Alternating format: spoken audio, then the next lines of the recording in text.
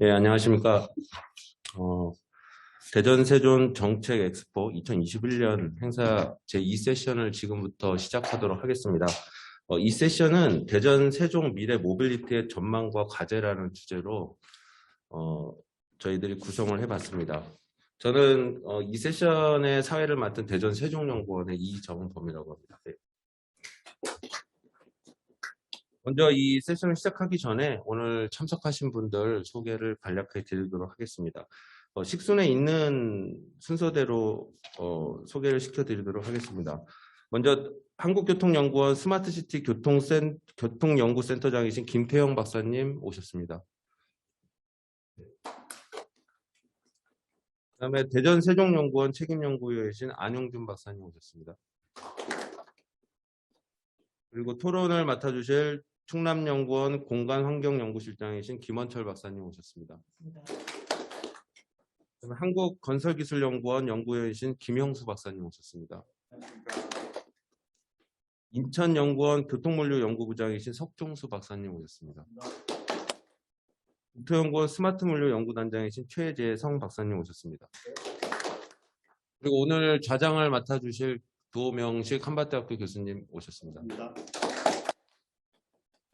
예, 지금부터 대전 세종 미래 모빌리티 전망과 과제라는 주제로 첫 번째 발표인 대전 세종 스마트시티 모빌리티 혁신을 꿈꾸다라는 주제로 한국교통연구원의 김태형 박사님께서 발표해 주시겠습니다.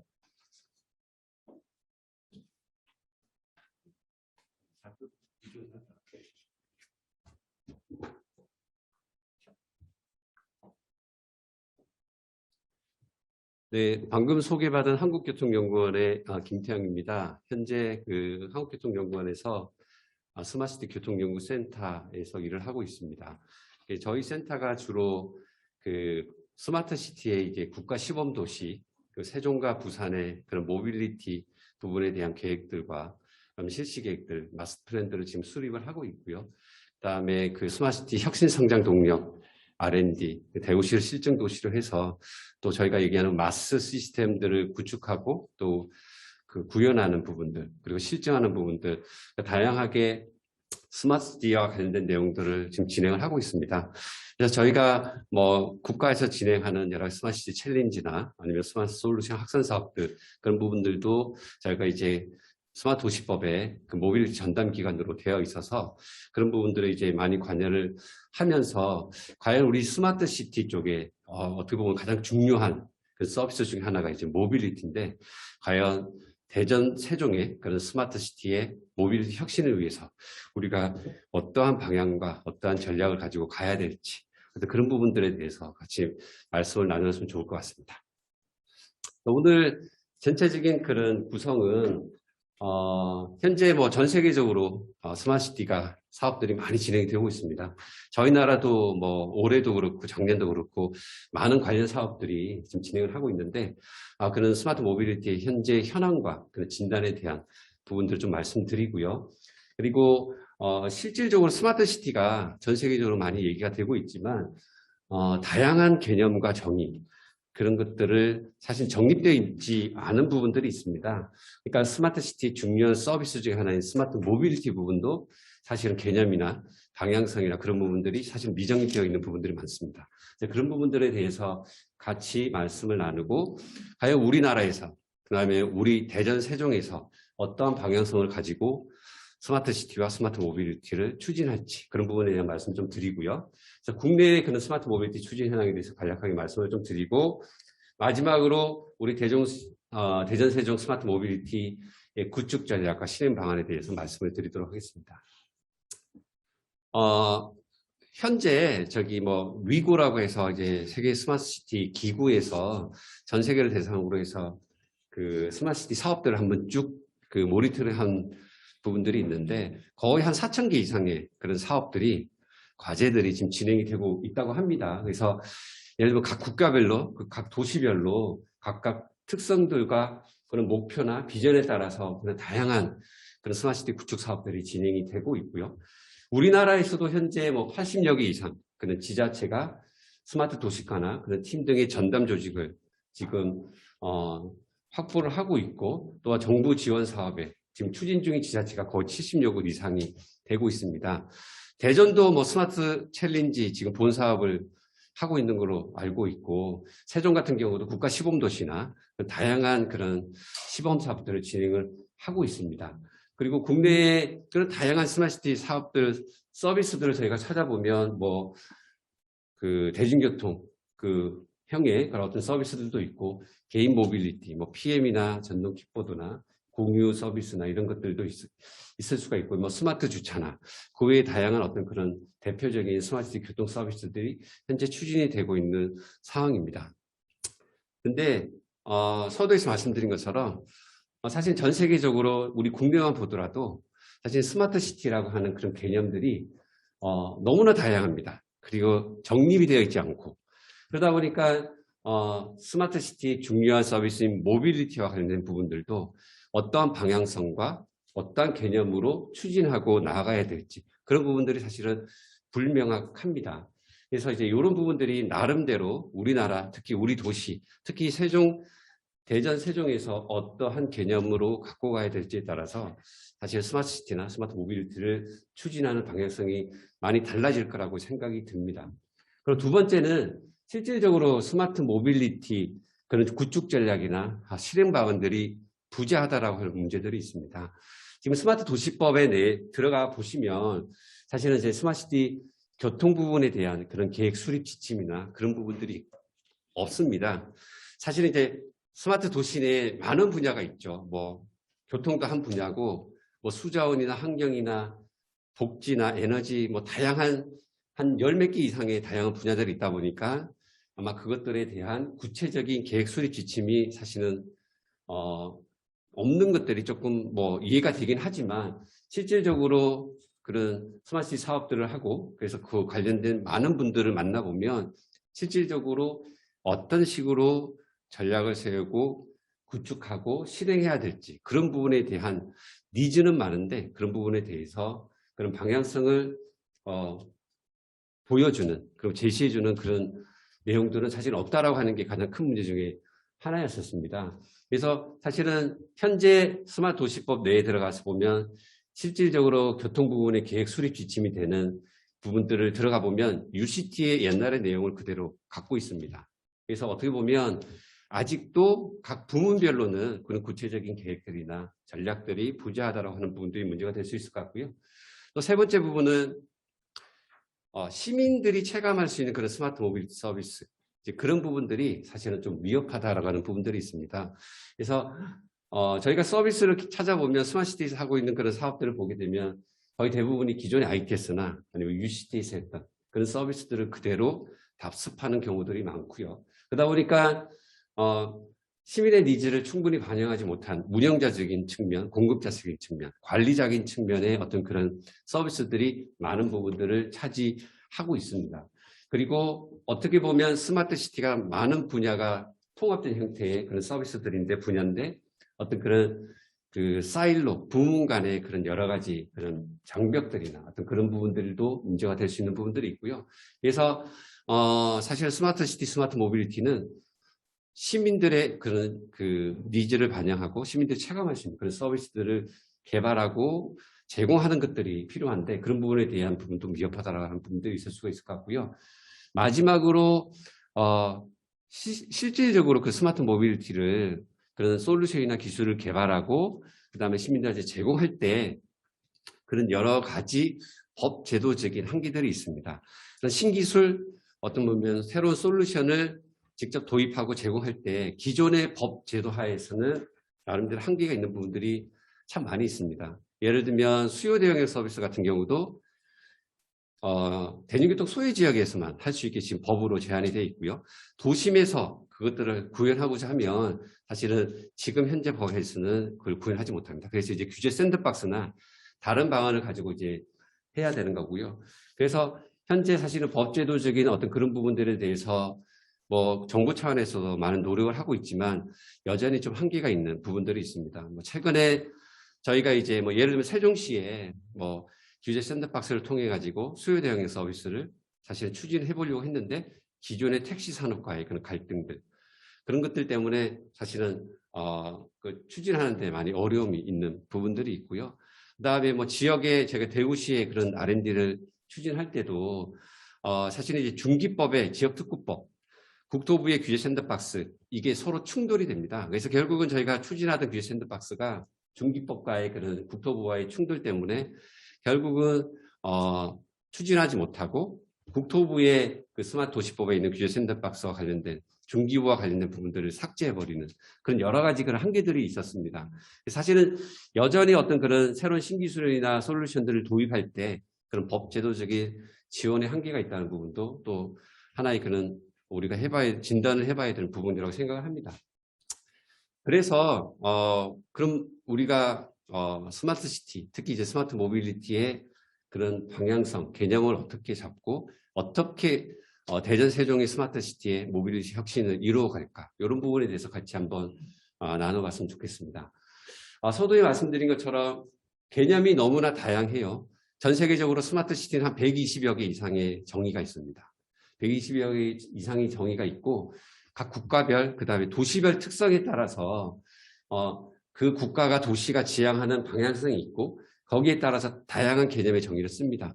예를 들면 인도나 아프리카처럼 좀 이렇게 인프라나 어떤 그런 부분들이 기본적인 인프라 부분들이 제대로 구축이 되지 못한 데는 스마트시티 목적을 나름대로 시민들에게 안정적인 인프라 제공 아니면 뭐 환경 그다음에 물 수자원 이런 식으로 스마트 시티의 어떤 그런 목표와 개념을 가지고 가는 나라들이 많이 있고요.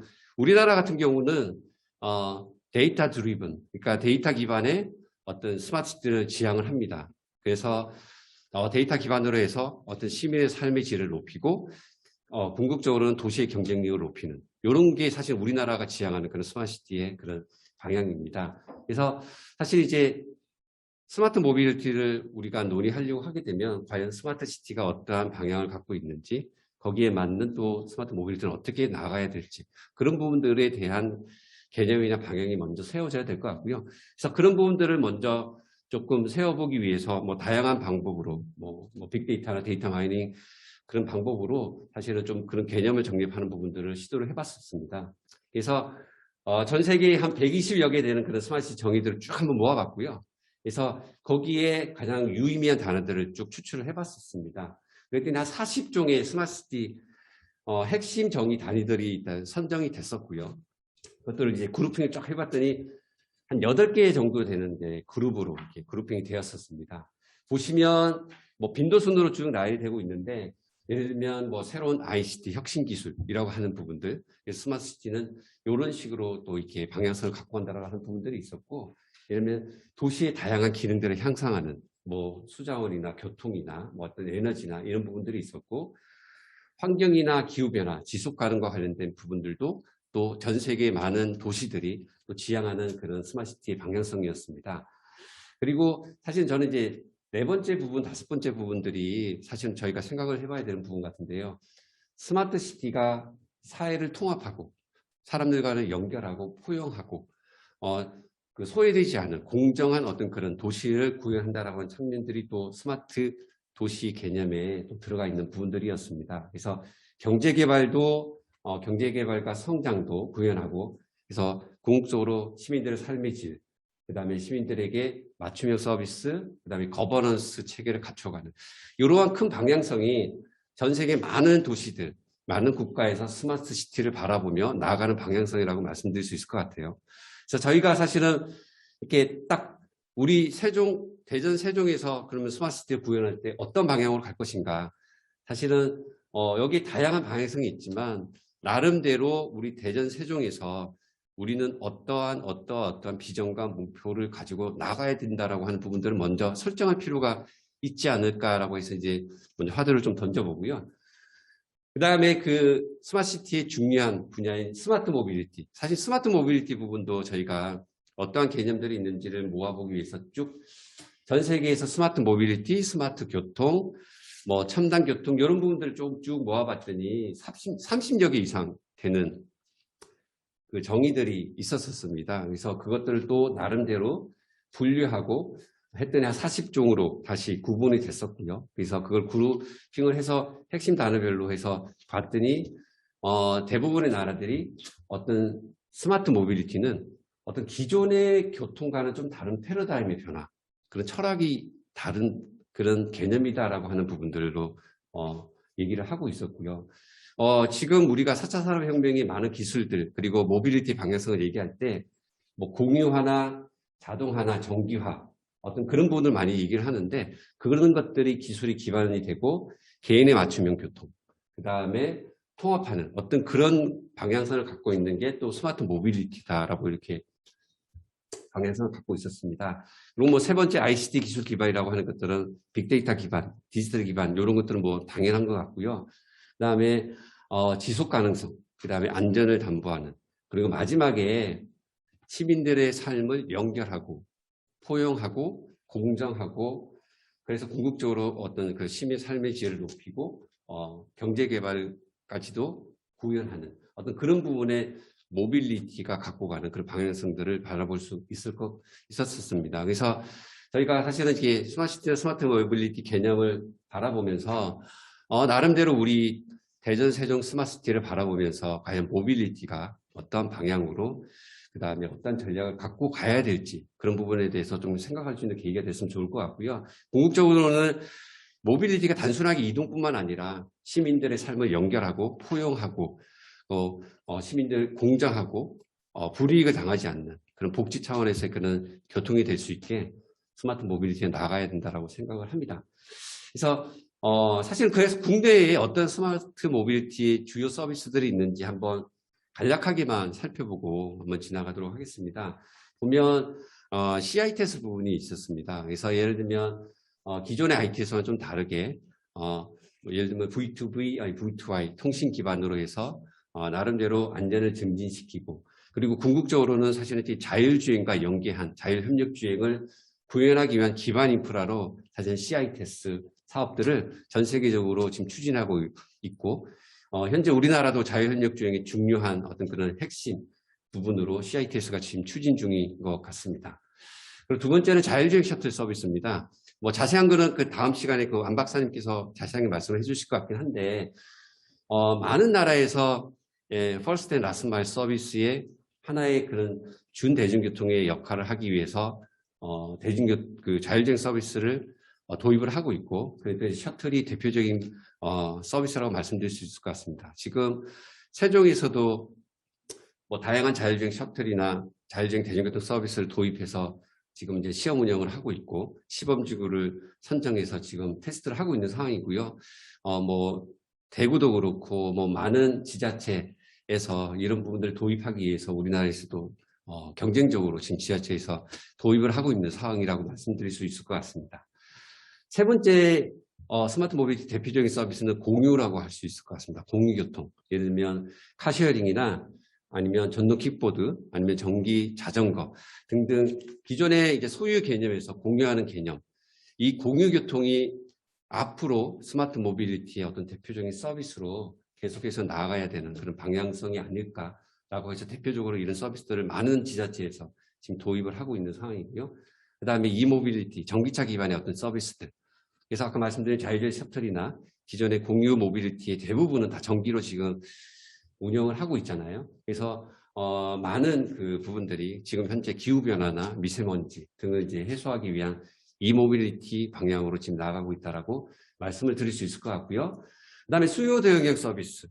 아까 스마트 모빌리티 대표적인 그런 방향성이 예를 들면 소외 지역에 있는 사람들을 공정한 서비스를 제공하고 연결하고 그래서 사실 소요 대응 서비스가 어떻게 보면 교통 소외 지역, 그다음에 교통 소외 시간, 그다음에 교통 소외되는 그 계층들을 대상으로 해서 찾아가는 그런 사람들을 찾아가는 그런 대표적인 서비스가 수요 대응 서비스라고 말씀드릴 수 있을 것 같습니다. 그래서 미래에 아마 그 스마트 모빌리티의 대표적인 서비스 중 하나가 이런 수요 대응 서비스가 아닐까 생각이 듭니다. 그 다음에 통합 모빌리티입니다. 이제 마스라고 많이 얘기를 하고 있죠. 그래서 기존의 많은 수단들, 개인 모빌리티와 대중교통들을 연계해서 통합하고 그래서 모바일 폰 뭐 하나의 플랫폼으로 해서 예약하고 통합 예약하고 지불 결제해서 목적지까지 가는. 그래서 궁극적으로는 사실 이제 대중교통을 활성화시키는 목적도 있고요. 도시 내 환경이나 도시 내 그런 많은 자동차로 인한 그런 문제들을 해소할 수 있는 어떤 그런 대표적인 서비스가 통합 모빌리티 서비스고 전 세계적으로 지금 연구개발과 시범 사업들이 추진 중인 걸로 제가 알고 있습니다. 그리고 스마트 파킹, 뭐 말씀드리지 않겠지만 목적지에 이렇게 사전에 예약하고 지불하고 배회하지 않고 이제 주차할 수 있는 그런 스마트 파킹 서비스도 대표적인 스마트 모빌리티 서비스로 진행을 하고 있고요. 스마트 횡단보도도 많은 지자체에서 올해 스마트 솔루션 확산 사업을 하면서 90개 이상의 지자체가 공모에 들어왔었는데 모든 지자체가 대표적으로 갖고 가는 서비스 중에 하나가 횡단보도였습니다. 그래서 보행자들, 특히 이제 어린이나 교통약자나 요약자들이 어떤 횡단으로 인한 많은 사고들을 예방하기 위한 그런 스마트 횡단보도 서비스가 또 대표적인 그런 안전과 관련된 서비스로 많이 보급이 되고 있는 것 같고요. 그다음에 스마트 드론이나 UAM, 항공 모빌리티, 그래서 뭐 드론 택시나 이런 부분들이 아마 미래의 그런 스마트 시티의 항공을 대표하는 그런 서비스가 되지 않을까라고 생각이 들고, 뭐 스마트 가로등이나 스마트 풀과 관련된 그런 여러 가지 서비스들도 국내에 찾아보면 그런 대표적으로 지금 스마트 모빌리티의 서비스로 지금 사실은 제공되고 있는 겁니다. 그래서 사실은 여기에 있는 한 10몇 가지 서비스 이외에도 다양한 서비스들이 있을 수 있을 겁니다. 스마트 모빌리티. 그런 부분에 대해서 뭐 이후에 다시 또 말씀을 좀 드릴 수 있을 것 같고요. 시간이 많지 않아서 마지막으로 넘어가면, 그러면 대전 세종에 그런 스마트 모빌리티를 구축하고 실행하기 위해서는 어떠한 전략과 방안을 가지고 나가야 될지, 이 부분에 대해서 같이 좀 말씀을 드렸으면 좋을 것 같습니다. 첫 번째는 도시별로 그런 모빌리티 서비스의 수준 진단과 그런 평가 체계, 도시별의 맞춤형으로 어떤 그런 구축 전략과 계획이 세워져야 된다라고 하는 부분들입니다.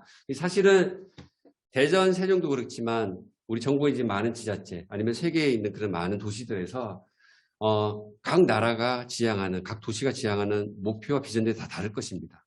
그러니까 거기에 따라서, 그리고 각 도시가 지금 갖고 있는 그런 물리적인 인프라 환경이나 디지털 인프라 환경이나 아니면 운영이나 거버넌스 법제도, 이런 여러 가지 사항에 맞춰서 사실은 모빌리티 계획이나 어떤 전략이 세워지고 거기에 그 각 도시에 가장 최적화된 그런 형태로 사실은 이제 그 구축 계획들이 세워져야 되는데, 지금 보면 전 세계 많은 도시들이 뭐 자율주행이나 뭐 그 항공이나 좋다라고 하는 모든 서비스들을 다 도입하고자 하고 있고요. 우리나라 같은 경우에도 보게 되면 스마트 시티 사업들을 쭉 보게 되면 거의 대부분 서비스가 똑같아요.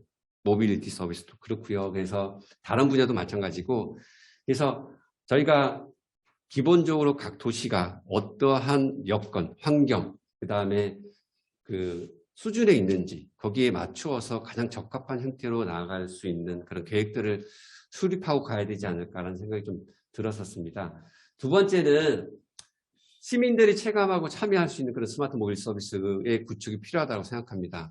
사실은 ITS의 많은 부분들을 그 스마트 시티에서 도입을 하다 보니까 관리자, 운영자 측면에 어떤 그런 교통 원활이나 소통이나 어떤 그런 부분에 대한 부분들이 많았었는데, 스마트 시티의 스마트 모빌리티 넘어오면서는 어떻게 하면 시민들에게 다가가는 서비스, 시민들이 체감하는 서비스, 시민들이 원하는 서비스 있을까? 예를 들면 수요대행 서비스나 스마트 횡단보도나 그런 많은 서비스들이 실질적으로 그 도시에 살고 있으면서 그 도시의 모빌리티를 이동하는 그런 사람들의 니즈들을 반영할 수 있는 그런 서비스들을 개발하고, 그걸 가지고 시민들과 함께 리빙랩이든 아니면 지속적으로 어떤 그런 협의나 그런 과정을 통해서 계속 서비스들을 개발하고 그 서비스들을 시험하고, 그래서 계속 고도화해 나가는 그 과정들이 사실 필요하다라고 생각이 듭니다. 그래서 아까 말씀드린 10개 서비스 이외에도 사실은 시민들과 함께하는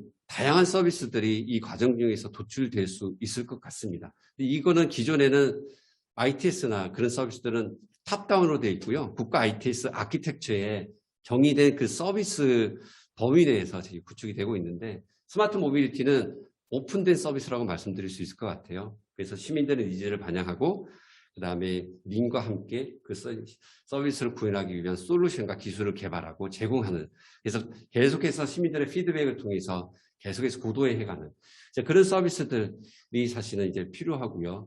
그래서 국가시범도시 세종 같은 경우에는 국가 시범도시 구축하기 전에 리빙랩을 구축해서 국가 시범도시 들어가는 그 8개 서비스에 대해서 계속해서 리빙랩을 통한 시민들에게 제공하고 피드백을 받고 있고, 그래서 국가 시범도시에는 가장 최적화된 서비스 형태로 들어가기 위해서 리빙랩을 시민들과 계속 진행을 하고 있는 상황이라고 말씀드릴 수 있을 것 같습니다.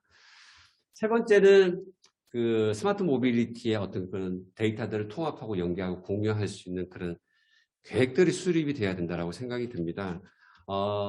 전공이 많은 지자체나 아니면 사업들을 하고 있는 그 스마트 챌린지 사업들, 그런 부분들을 쭉 다 둘러봐도 실질적으로 모빌리티의 데이터들, 민간과 공공의 데이터들을 하나로 통합하고 협업하고 거기에서 새로운 비즈니스를 창출하고 새로운 서비스를 제공하는 그와 관련된 노력들은 사실은 많이 하고 있지 못한 것 같아요. 그래서 나름대로 우리가 스마트 모빌리티의 어떤 새로운 다양한 서비스들을 제공하기 위해서는 그 데이터들을 통합하고 또한 연계하고 공유할 수 있는 그런 계획 하에서 진행이 돼야 된다고 생각이 들고요. 지금 국가 시범도시나 아니면 스마트시티 혁신성장 동력 R&D, 그 다음에 다른 여러 가지 그 진행하는 사업들에서는 그런 통합 모빌리티 플랫폼의 그런 개념으로 해서 데이터들을 통합하고 시민들한테 서비스하기 위한 플랫폼을 구축하는 방향으로 지금 진행을 하고 있다고 말씀을 드릴 수 있을 것 같습니다. 그 다음에 참 중요한 게 스마트 거버넌스 체계인 것 같습니다.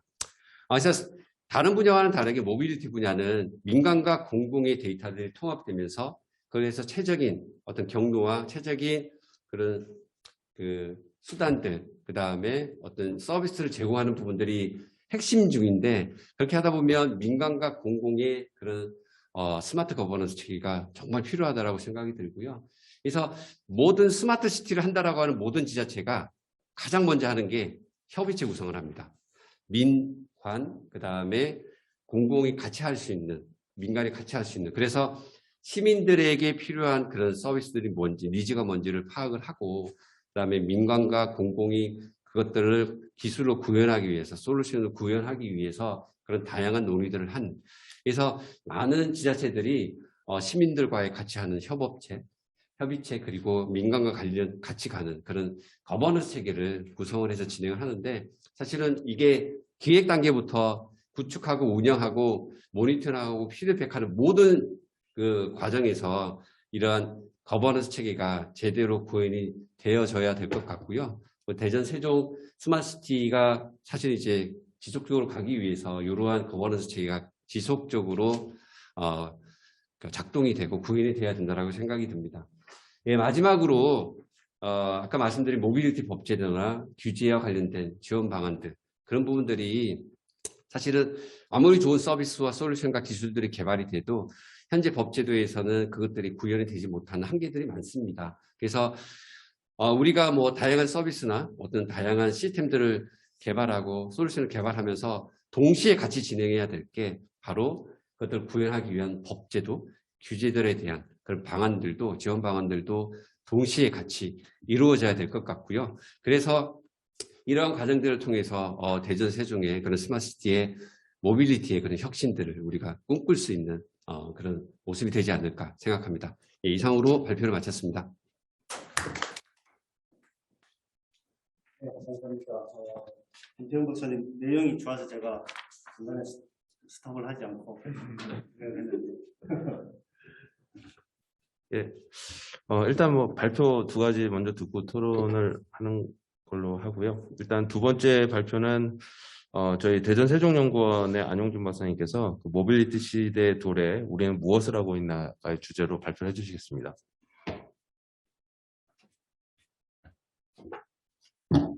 예, 방금 소개받은 대전 세종연구원의 안준이고요.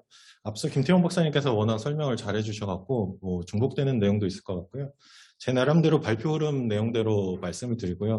사실 현장에 계신 여기 전문가분들보다는 지금 온라인으로 참석하시는 분들한테 좀 더 눈높이가 맞을 발표 내용이라고 생각을 합니다. 그래서 그런 식으로 발표 흐름을 잡았습니다. 예, 자료가 됐나요? 그래서 제가 주제를 잡은 내용은 지금 모빌리티 시대라는 말들이 저희, 그러니까 교통 분야 저희 좀 아니더라도 굉장히 많이 말씀들이 화두화가 되고 있습니다. 그렇기 때문에 그런 모빌리티 시대가 왜 요새 그렇게 화두가 됐는지, 그런 모빌리티 시대가 도래했을 때 저희들이 어떤 것들을 준비하고 있는지, 그리고 어떤 것들을 하고 있고 어떤 방향성을 갖고 진행하고 있는지에 대해서 좀 내용을 정리했고요. 그렇게 발표 내용을 진행하도록 해보겠습니다.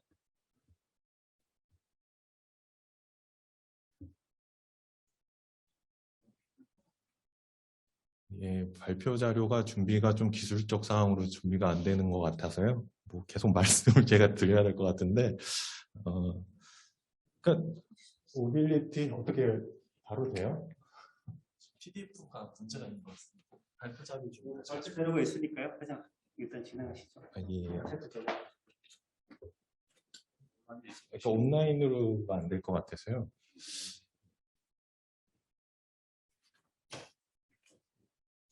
(5분이요) 그러면 우선 토론을 약간 해볼까요? 네, 그렇게 1부 진행하고 그다음에 준비되는 대로 발언하는 게 좋을 것 같습니다. 네, 그렇게 하겠습니다. 저도 내용을 보니까 우리 김태형 박사님은 큰 틀에서의 이제 국가 차원 그리고 지자체의 지원 방안, 또 나름대로 스마트 모빌리티에 대한 정의를 또 이렇게 잘 내려주셨더라고요. 키워드가 안전하고 이동의 지속 가능성, 경제적인 측면에서의 지속 가능성 이런 의미도 해주셨고, 최근에 사실은 이제 우리가 스마트 시티나 스마트 모빌리티 관련해서 핵심 뉴스들이 몇 개가 있었죠. 카카오와 관련되는 내용이 잠깐 있었고요. 그저께 뉴욕타임즈 극찬을 했던 서천의 백원 택시 이야기도 약간 있는데, 이런 것들이 다 이제 지역하고 기존 산업과의 연계도 있지만 이제 갈등 관리도 약간 연계가 되어 있는 것 같고, 하여튼 뭐 다양한 이슈들이 있는 것 같습니다. 그래서 김태형 박사님 발표해 주신 내용 중심으로 일단 토론을 잠깐 하고 안영준 박사님 발표를 다시 듣도록 하겠습니다. 토론자로 오늘 아주 귀중한 분들 많이 모셨는데요. 아까 설명을 드렸기 때문에 제가 구체적으로 드릴 필요는 없을 것 같고, 순서를 김현철 박사님, 김영수 박사님, 석종수 박사님, 최재성 박사님 순서대로 첫 번째 김태형 박사님이 발표해 주신 내용에 대해서 코멘트나 뭐 질의사항도 좋고, 두 번째 발표가 끝나면 또 역순으로 해서 최재성 박사님부터 토론하도록 그렇게 하겠습니다. 자, 일단 그러면 김태형 박사님 내용을 가지고 김현철 박사님 부탁드리겠습니다. 김태형 박사님은 첫판은 형이었고 정적으로 굉장히 유명하신 분이에요. 간이 포스터 붙어 있는 거 보면 세종시 이렇게 지나다닐 때 아시는 분이 이렇게 있는 것 같고, 이제 오늘 발표해서 대전 세종 스마트 시티 모빌리티 혁신을 꿈꾸다 해주셔가지고 감사하고, 뜻인 내용이 항상 이해하는 데 있어서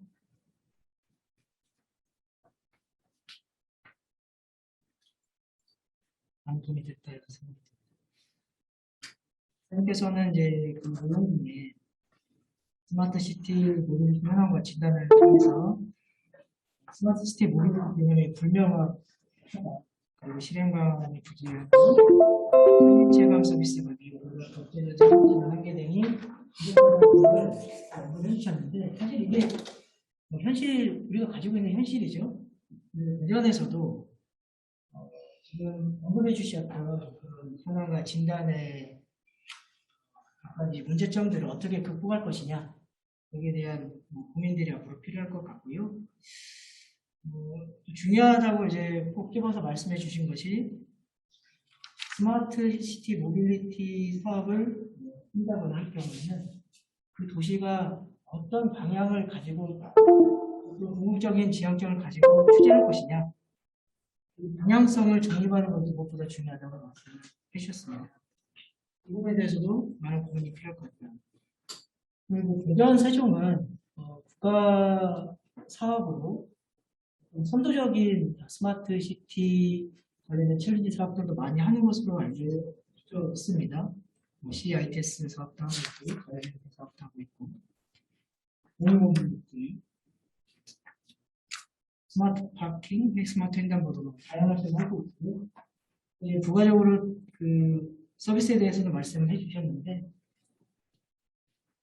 이런 것들을 이제 구축하는 방법에 있어서 뭐 사업을 국가가 어떤 그 시범 사업을 한다고 해서 이제 대전시에서 그걸 국비 사업을 따내기 위해서 단편적으로 이걸 추진을 한 것인지 또는 이제 발표한 내용 중에 있는 것처럼 대전시가 앞으로의 스마트 시티, 그다음에 모빌리티 이런 그 도시를 만들기 위해서 어떤 평가를 해보고 진단을 해보았는지 이런 부분에 대해서 조금 궁금한 점이 좀 있고요.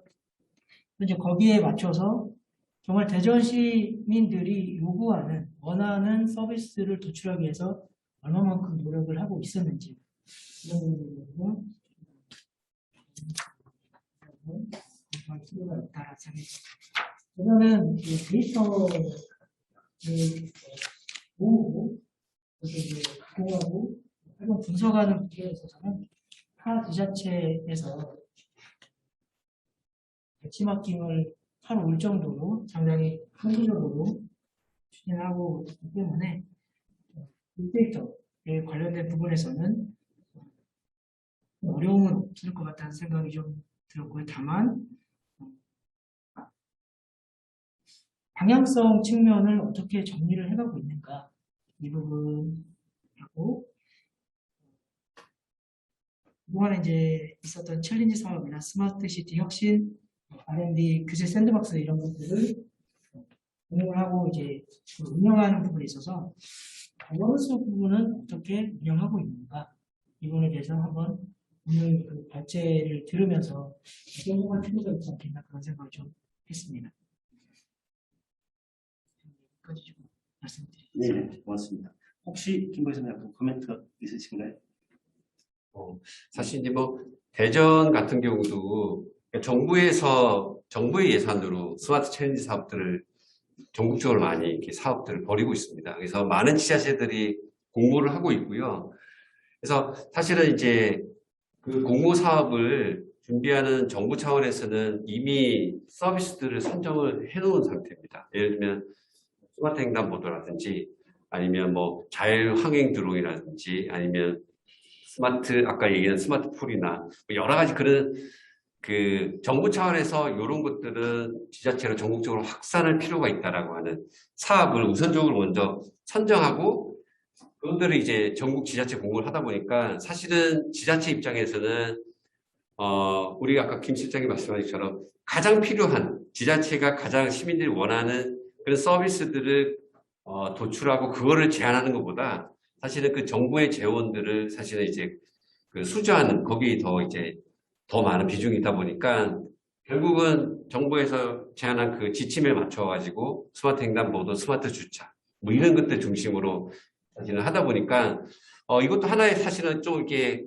우리가 바꿔야 되는 그런 사업의 프로세스이긴 한데 그러다 보니까 전국으로 똑같이 그런 비슷한 유형의 비슷한 서비스가 뭐 확산되는 뭐 좋은 것들을 확산하면 좋긴 하겠지만 지자체에서 더 필요한 서비스들이 있을 수도 있는데 조금 그런 한계들이 있다라고 하는 부분들 좀 말씀을 드릴 수 있을 것 같고요. 하나만 더 말씀드리면 거버넌스 측면을 말씀드렸는데 올해 솔루션 사업이나 챌린지 사업을 제가 평가를 들어가면서 보면 그 사업을 기획하고 수주하는 데는 스마트 도시과랑 스마트 도시팀에서예요. 근데 그것들을 가지고 운영하는 거는 교통계획이나 교통 쪽에서 하게 되어 있습니다. 근데 지자체에서 나름대로 그것을 제안할 때 서로 협의를 안 해요. 협업 안 하는 그런 지자체들이 많고 그러니까 이 거버넌스 체계가 구축이 돼서 기획하고 발주해서 그다음에 수주하고 어떻게 운영하고 모니터링하고 유지관리하고 이런 것들이 사실 지자체 내에서 다 협의가 돼서 진행이 돼야 되고 제안서가 제출이 돼야 되는데 결국은 제안서에서 수주하는 것 따로 나중에 하고 난 다음에 교통 쪽하고 협의가 안 돼가지고 진행할 때 되게 많은 애로사항이 있는 지자체들이 되게 많습니다. 그래서 이제 그런 부분들 김 시장님 말씀하신 거버넌스 체계가 정말 잘 돼야 되고 대전 세종은 과연 그런 부분에서 잘 되고 있냐를 다시 한번 고민할 필요가 있을 것 같습니다. 네, 정말 핵심적인 말씀을 해주셨네요. 지방의 니즈하고 사업 목적하고의 상충관계, 그게 또 앞에서 이야기했던 대로 기존 산업과의 어떤 상충관계도 있지만 또 그런 부분, 거버넌스 이야기까지 다 해주셨는데요. 네, 뭐 아마 조금씩 사업이 진행되거나 어느 정도 수렴하게 되면 조금 정착되지 않을까 싶은 생각이 듭니다. 자, 우리 김영수 박사님. 예, 발표 잘 들었습니다. 아까 뭐 김원철 시장님 말씀하신 거랑 비슷한 맥락인데요. 제가 바라보는 각도도 그래요. 그러니까 이게 뭔가 그 아이디어, 그러니까 이 뭐 모빌리티라는 단어 자체가 사실은 일반화된 다음에 사람들한테 많이 보급되고 많이 이야기가 나누어지기 시작한 것들이 그렇게 오래됐다고 보진 않아요. 과거엔 다른 단어들을 썼고, 근데 사실 우리 사회에서는 우리 생활 속에서는 있었던 것들이었거든요. 그것들이 어떤 이제 다른 이름, 그러니까 모빌리티라는 이름을 가지고 이렇게 나왔는데 나와다 보니까 이게 미리 다 준비된 게 아니라 툭툭툭 나왔다는 느낌이 많이 들었어요. 그러니까 사실 그런 것 같습니다. 그러니까 기술이라는 게 있고 그거를 활용해서 아이디어들이 막 나와지고요. 그게 다시 실제 생활 속에서 사용하는 서비스로 연결되는 거라고 생각을 하는데, 그런 측면에서 보면 이제 중앙정부에서는 어떤 큰 이슈를 갖고 툭툭툭 치고 하고 좋은 모델이 나오면 그걸 일반화시켜서 보급시키고 싶어 하는 거는 당연히 중앙정부 볼 것 같아요. 지방정부에서는 사실은 그게 우리 지역에 맞냐 틀리냐? 저는 이제 그거는 이제 지역화 모델이라는 표현을 쓰는데, 그러니까 일반화 모델이 중요한 게 아니라 사실 결국 이거를 왜 하느냐를 들여다보면 사람들을 위해서 이렇게 일반 시민, 그러니까 사용하는 사람들 입장에서 바라봐야 되는 게 맞다고 보거든요. 그러면 당연히 그건 지역화 모델로 가야지 그게 정말 생활에 와닿는 그런 부분이 되는데, 그런 게 순서가 잘 이루어진 다음에 어떤 큰 흐름에 맞춰지려면 제가 보는 관점에서도 큰 계획이 있는 게 맞아요. 큰 계획이 물론 있는데 이게 약간씩 다른 각도로 이루어져요. 이게 굉장히 롱텀과 미들텀, 숏텀까지 포함을 해서 어떤 뭐 마스터 플랜이라는 표현을 써도 좋고, 항상 여기에는 꼭 그 시간축이 들어가야 됩니다. 막연한 미래를 비전을 제시할 건 아니고 뭐 5년 후, 10년 후, 20년 후에는 어떤 일이 나왔다, 이런 구체적인 그 계획을 가지고 거기에 맞춰서 짜임새 있게 가는 그런 구조들, 그런 부분이 굉장히 중요하다고 생각이 됩니다. 네, 뭐 정말 키워드 핵심 말씀을 해주신 것 같습니다.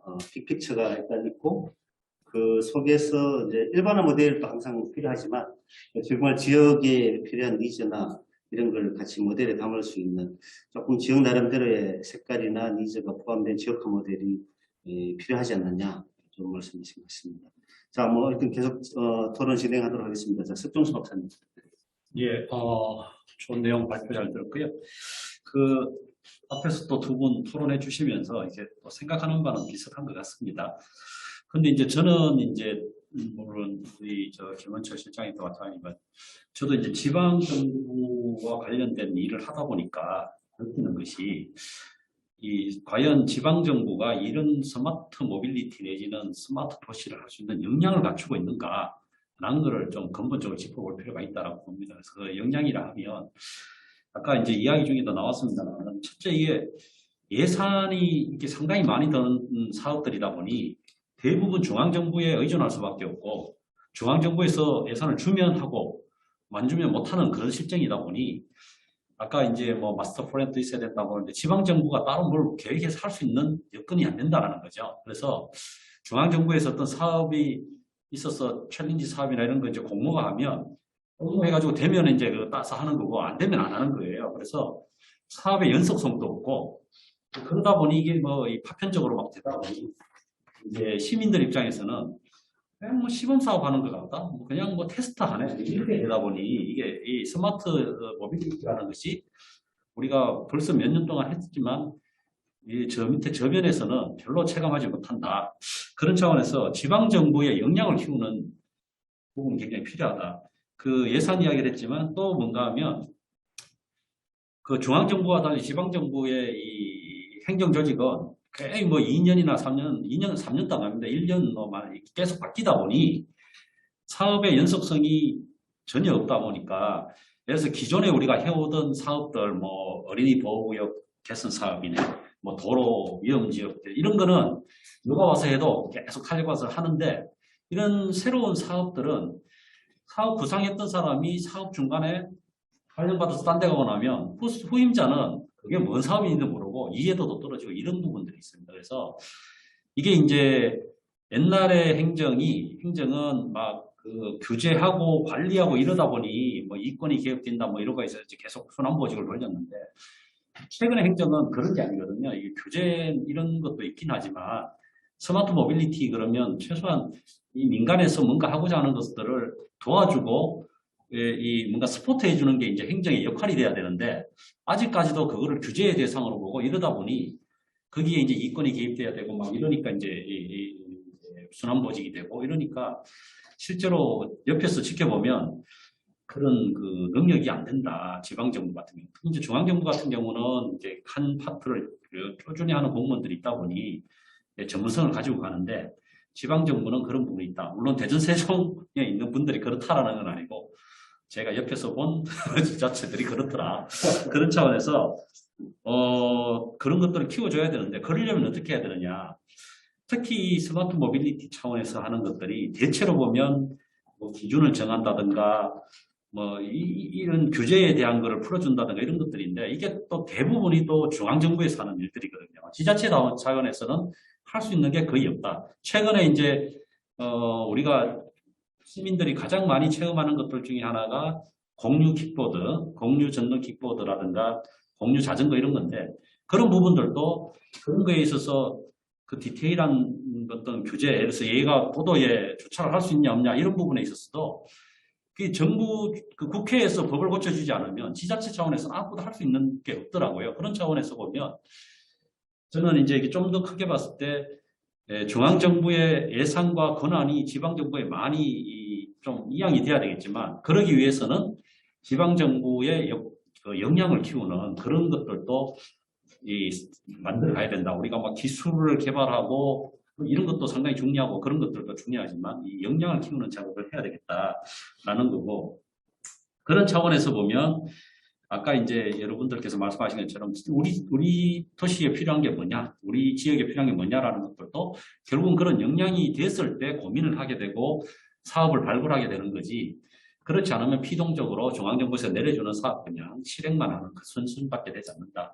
그래서 우리가 대전세정연구원에서 그런 정책의 스포를 하기 때문에 제가 이제 그런 말씀을 드리는 거고요. 그래서 그거는 대전 세종의 문제가 아니라 우리나라 전체 도시의 문제인 것 같고 결국은 중앙정부에서 과감하게 뭔가 좀 해줘야 되겠다라는 거고. 또 하나는 이제 그 다음에 이제 이걸 좀 이제 사업으로 왔을 때 결국은 우리나라 법 체계가 그렇긴 하지만 민간에서 아이디어를 발굴해서 뭔가 새로운 서비스를 하려고 하면 아까 이제 우리 김태형 박사님 발표하신 것처럼 법제도가 도저히 못 따라가는 거예요. 그래서 임시방편으로 규제 샌드박스라 그래가지고 그냥 조금씩 풀어주는데 규제 샌드박스가 맞는 길은 아니다. 그래서 결국은 이 관련된 법 체계를 뭔가 바꿔야 되는데 문제는 우리의 법 체계에서 그런 서비스를 하나씩 따라가면서 이걸 해야 된다. 이게 너무 힘들다라는 거죠. 그래서 제가 뭐 법 전공은 아니지만 그 다른 영미의 법들이 대체로 굳이 하면 안 되는 것들을 규정하고 웬간한 거는 하게 한다라는 그런 걸 들었을 때 우리도 그런 체계를 해서 이런 특히 교통과 관련되는 부분에서는 이게 버스 운행은 이런 사람만 해야 된다라는 게 아니라 이런 애들은 버스 운행 못해. 이렇게만 해놓으면 누구든지 와서 아이디어를 가지고 뭐 TOD를 하든 뭘 하든 이렇게 할 수 있는데 지금처럼 이 법 체계에서는 법을 개정해 놓으면 한 두세 달 있다가 최근에 이제 그런 일이 있었죠. 그 전동 킥보드. 야, 이거 규제 풀어야지. 그러고는 13세 이상부터 타고 막 하게 풀어놓을까. 그 다음 달부터 문제 나오는 게 면 없는 애들이 타서 문제나 이러고 그 해에 또 법을 개정했단 말이에요. 그래서 규제를 하기 위해서 하다 보면 법이 못 따라간다. 그래서 그 부분에 대한 것도 큰 틀에서 바꿀 필요가 있지 않느냐. 그렇게 하고 디테일한 거는 지자체의 조례로 정리할 수 있도록 해주는 것이 필요하겠다. 네, 그런 말씀을 좀 드려보겠습니다. 네, 석 박사님 아주 큰 화두 그리고 앞으로 유념해야 될 키워드를 주신 것 같습니다. 결국 지방정부의 역량 키우는 것, 그리고 이 사업들이 지방에 맞는 하려면 좀 이양을 많이 해야 되는 그런 측면도 있다는 거고, 법제도에서는 뭐 이걸 우리가 이제 네거티브 방식의 법제도 세계 개선이나 이런 쪽으로 많이 이야기를 하는데, 아마 사업하는 쪽이나 기한하는 쪽이나 집행 운영하는 쪽에서 아마 동시에 우리들이 유념해야 될 그런 중요한 화두를 또 말씀해 주신 것 같습니다. 자, 마지막으로 우리 최혜성 박사님 부탁드리겠습니다.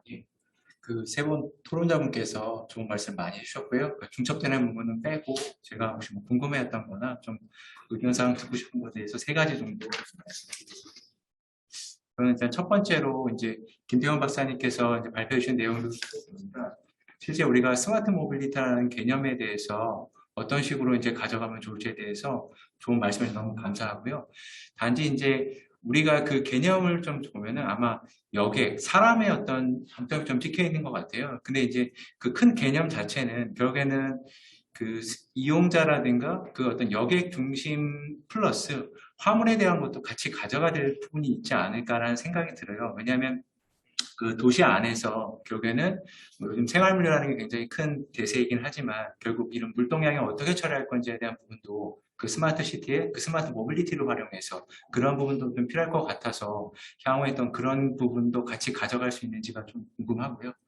그 다음에 두 번째로 저 되게 인상적이었던 게 이 도시 현황을 좀 진단을 하고 이 스마트 모빌 진단을 해서 적정한 스마트 모빌리티의 어떤 게 필요한지에 대해서 이렇게 조금 제한한다는 이제 방법론적인 측면이 굉장히 인상적이었어요. 근데 이제 거기서 더 나가서 제가 궁금한 건 이게 이제 교통 부분만 그렇게 된 건지, 왜냐면 아까 말씀하셨듯이 스마트 시티 안에 교통 말고도 뭐 복지, 환경, 기타 등등 많은 부분이 있는데 이게 이제 단편적으로 이제 이렇게 각자 방법론을 개발한 건지 아니면은 전체적인 총론 쪽에서 방법론을 개발해서 뭔가 현황 진단에 적합한 뭔가를 찾아서 맞춤형 어떤 그런 것들을 부분별로 제안하는 건지 이제 그런 것들이 좀 궁금하더라고요. 그래서 이제 그게 두 번째고요. 세 번째는 결국 신기술인 것 같아요. 이제 아까 박사님께서 서두에 설명해 주셨듯이 실제 이제 스마트 시티라는 게 이렇게 탑다운식으로 내려오게 되면서 결국에는 아까 10개 정도의 서비스, 아까 뭐 그 정도만으로 선택을 해서 지자체가 니네 실증 사업 해봐 이런 거였거든요. 결국 이게 예비 사업을 통해서 컴피티션을 통해 본 사업으로 가는 그런 구조인데 조금 아쉬웠던 거는 그 10개 사업 안에서 이제 어떻게 보면은 전 세계적으로 가장 어떤 미래의 이동 수단의 큰 모빌리티의 혁신의 가장 2개 축은 제 생각인데 그냥 자율주행하는 차에 대한 거고 결국에는 그 하늘 위에서 움직이는 그 UAM 같아요. 근데 이제 결국엔 이 UAM에 대한 얘기는 어떻게 보면은 모르겠어요. 그 정부에서 뭐 제 2차관 주제로 해서 뭐 태스크포스를 꾸려서 뭐 항우연이 중심이 돼서 현재 이제 UAM 관련된 어떤 대응을 하고 있지만 실제 이 스마트 시티 안에서 뭔가 조금 그런 어떤 혁신적인 물론 어렵겠죠. 어렵겠지만 그런 어떤 UAM에 대한 서비스를 조금 더 도입할 수 있는 방안이나 이런 것들이 있는지 그런 것들에 제가 좀 잘 몰라서 무식해서 좀 여쭤봅니다. 예, 이상입니다. 네, 최 박사님 감사드립니다. 뭐 이런 최 박사님 질의사항 잠깐 있긴 한데요. 혹시 이 토론 해주신 분들 포함해서 마지막으로 우리 최 박사님 이렇게 마지막 코멘트 부탁드리겠습니다. 질문을 많이 해주셔가지고 죄송합니다. 시간도 없고 이제 말씀 하셔야 되니까 화물 물류 부분도 분명히 스마트시티 부분에 포함이 돼야 되고요. 시범도시나 거기에서는 이제 물류를 어떻게 이렇게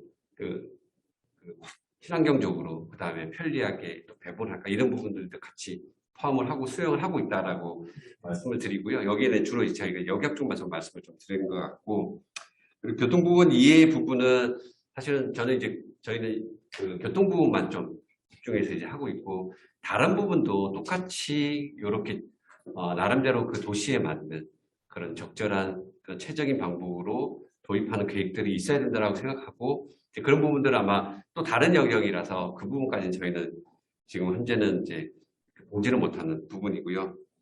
위에 말씀하신 부분은 실제적으로 지금 다부처 사업으로 해서 기획부터 해서 지금 예타를 준비하고 있는 부분이 있고 거기에 스마트 도시의 UAM을 어떻게 적용할지 그 부분이 한 파트로 들어가 있습니다. 예, 그럼 예를 들면 아까 마스 통합 모빌리티 서비스에 주로 지금은 육상교통 쪽이거든요. 근데 거기에 그 육해공 3차원적인 교통체계로 가기 위한 해공과 항공을 어떻게 그 같이 연계할지, 그 다음에 UAM을 위한 도시 공간 구조, 도시 계획은 어떻게, 공간을 어떻게 구성할지 이런 부분들도 같이 고민을 하고 있는 부분이라서 그 UAM도 이제 수용하기 위한 그런 노력들이 있다고 말씀드리고요. 그 말씀해주신 그런 다양한 그런 지적 사항들이나 코멘트들 저희가 앞으로 또 이렇게 연구하면서 정책 개발할 때 다양하게 좀 이렇게 도입을 고민을 할 거고, 특히 이제 지방 정부의 그런 부분들과 그다음에 아까 지역화 모델 그런 부분들은 같이 뿐만 아니라 여기 같이 계신 분들이 같이 고민하고 나름대로 이렇게 방법을 가지고 나가야 되지 않을까, 예, 그렇게 생각됩니다. 예, 토론해 주셨으면 감사합니다. 네, 감사합니다. 네, 안 박사님 부탁드리겠습니다. 예, 다시 인사드리겠습니다. 대전세종연구원의 안현준이고요. 토론 이후에 하려니까 훨씬 부담이 돼요. 뭔가 답변을 하면서 해야 될 것 같아서 그래도 나름 준비한 대로 한번 해보도록 하겠습니다. 예. 아까 말씀드린 대로 조금 온라인으로 참여하신 분들 눈높이에 맞춰서 준비를 했고요. 그래서 내용으로는 왜 모빌리티 시대가 이렇게 언급이 되는지, 그렇다면 우리가 생각하고 있는 모빌리티의 미래는 어떻게들 보고 계신지, 그래서 그 관점에서 현재 국내 좀 더 좁혀보면 충청권하고 대전 세종에서 하고 있는 것들을 좀 말씀을 드리도록 하겠습니다. 그래서 모빌리티, 이제 아까 김태형 박사님께 말씀해 주셨듯이 굉장히 개념 정립부터 어려운데, 제가 봤을 때는 사실 모빌리티라는 거는 사전적으로서는 그냥 유동성, 이동성의 의미예요. 그래서 정보통신 분야에서 훨씬 많이 얘기했어요. 모바일 폰 하면서 얘기 나왔고, 의료에서도 나왔고, 당연히 교통에서도 나왔죠. 그래서 교통에서의 모빌리티는 아까 말씀 주신 대로 사람, 여객하고 상품, 화물들의 이동을 좀 중심적으로 얘기해서 보다 보면 이제 저희가 흔히 말하는 교통하고 의미는 굉장히 비슷한 맥락인데, 조금 약간의 차이점은 이동의 포커싱을 갖고 있다 보니까 수반되는 교통체계 시설을 직접적으로는 이제 포괄하지는 않는다는 점에서 저희들이 흔히 말하고 있는 교통하고의 약간의 의미적 차이는 있다고 봐요.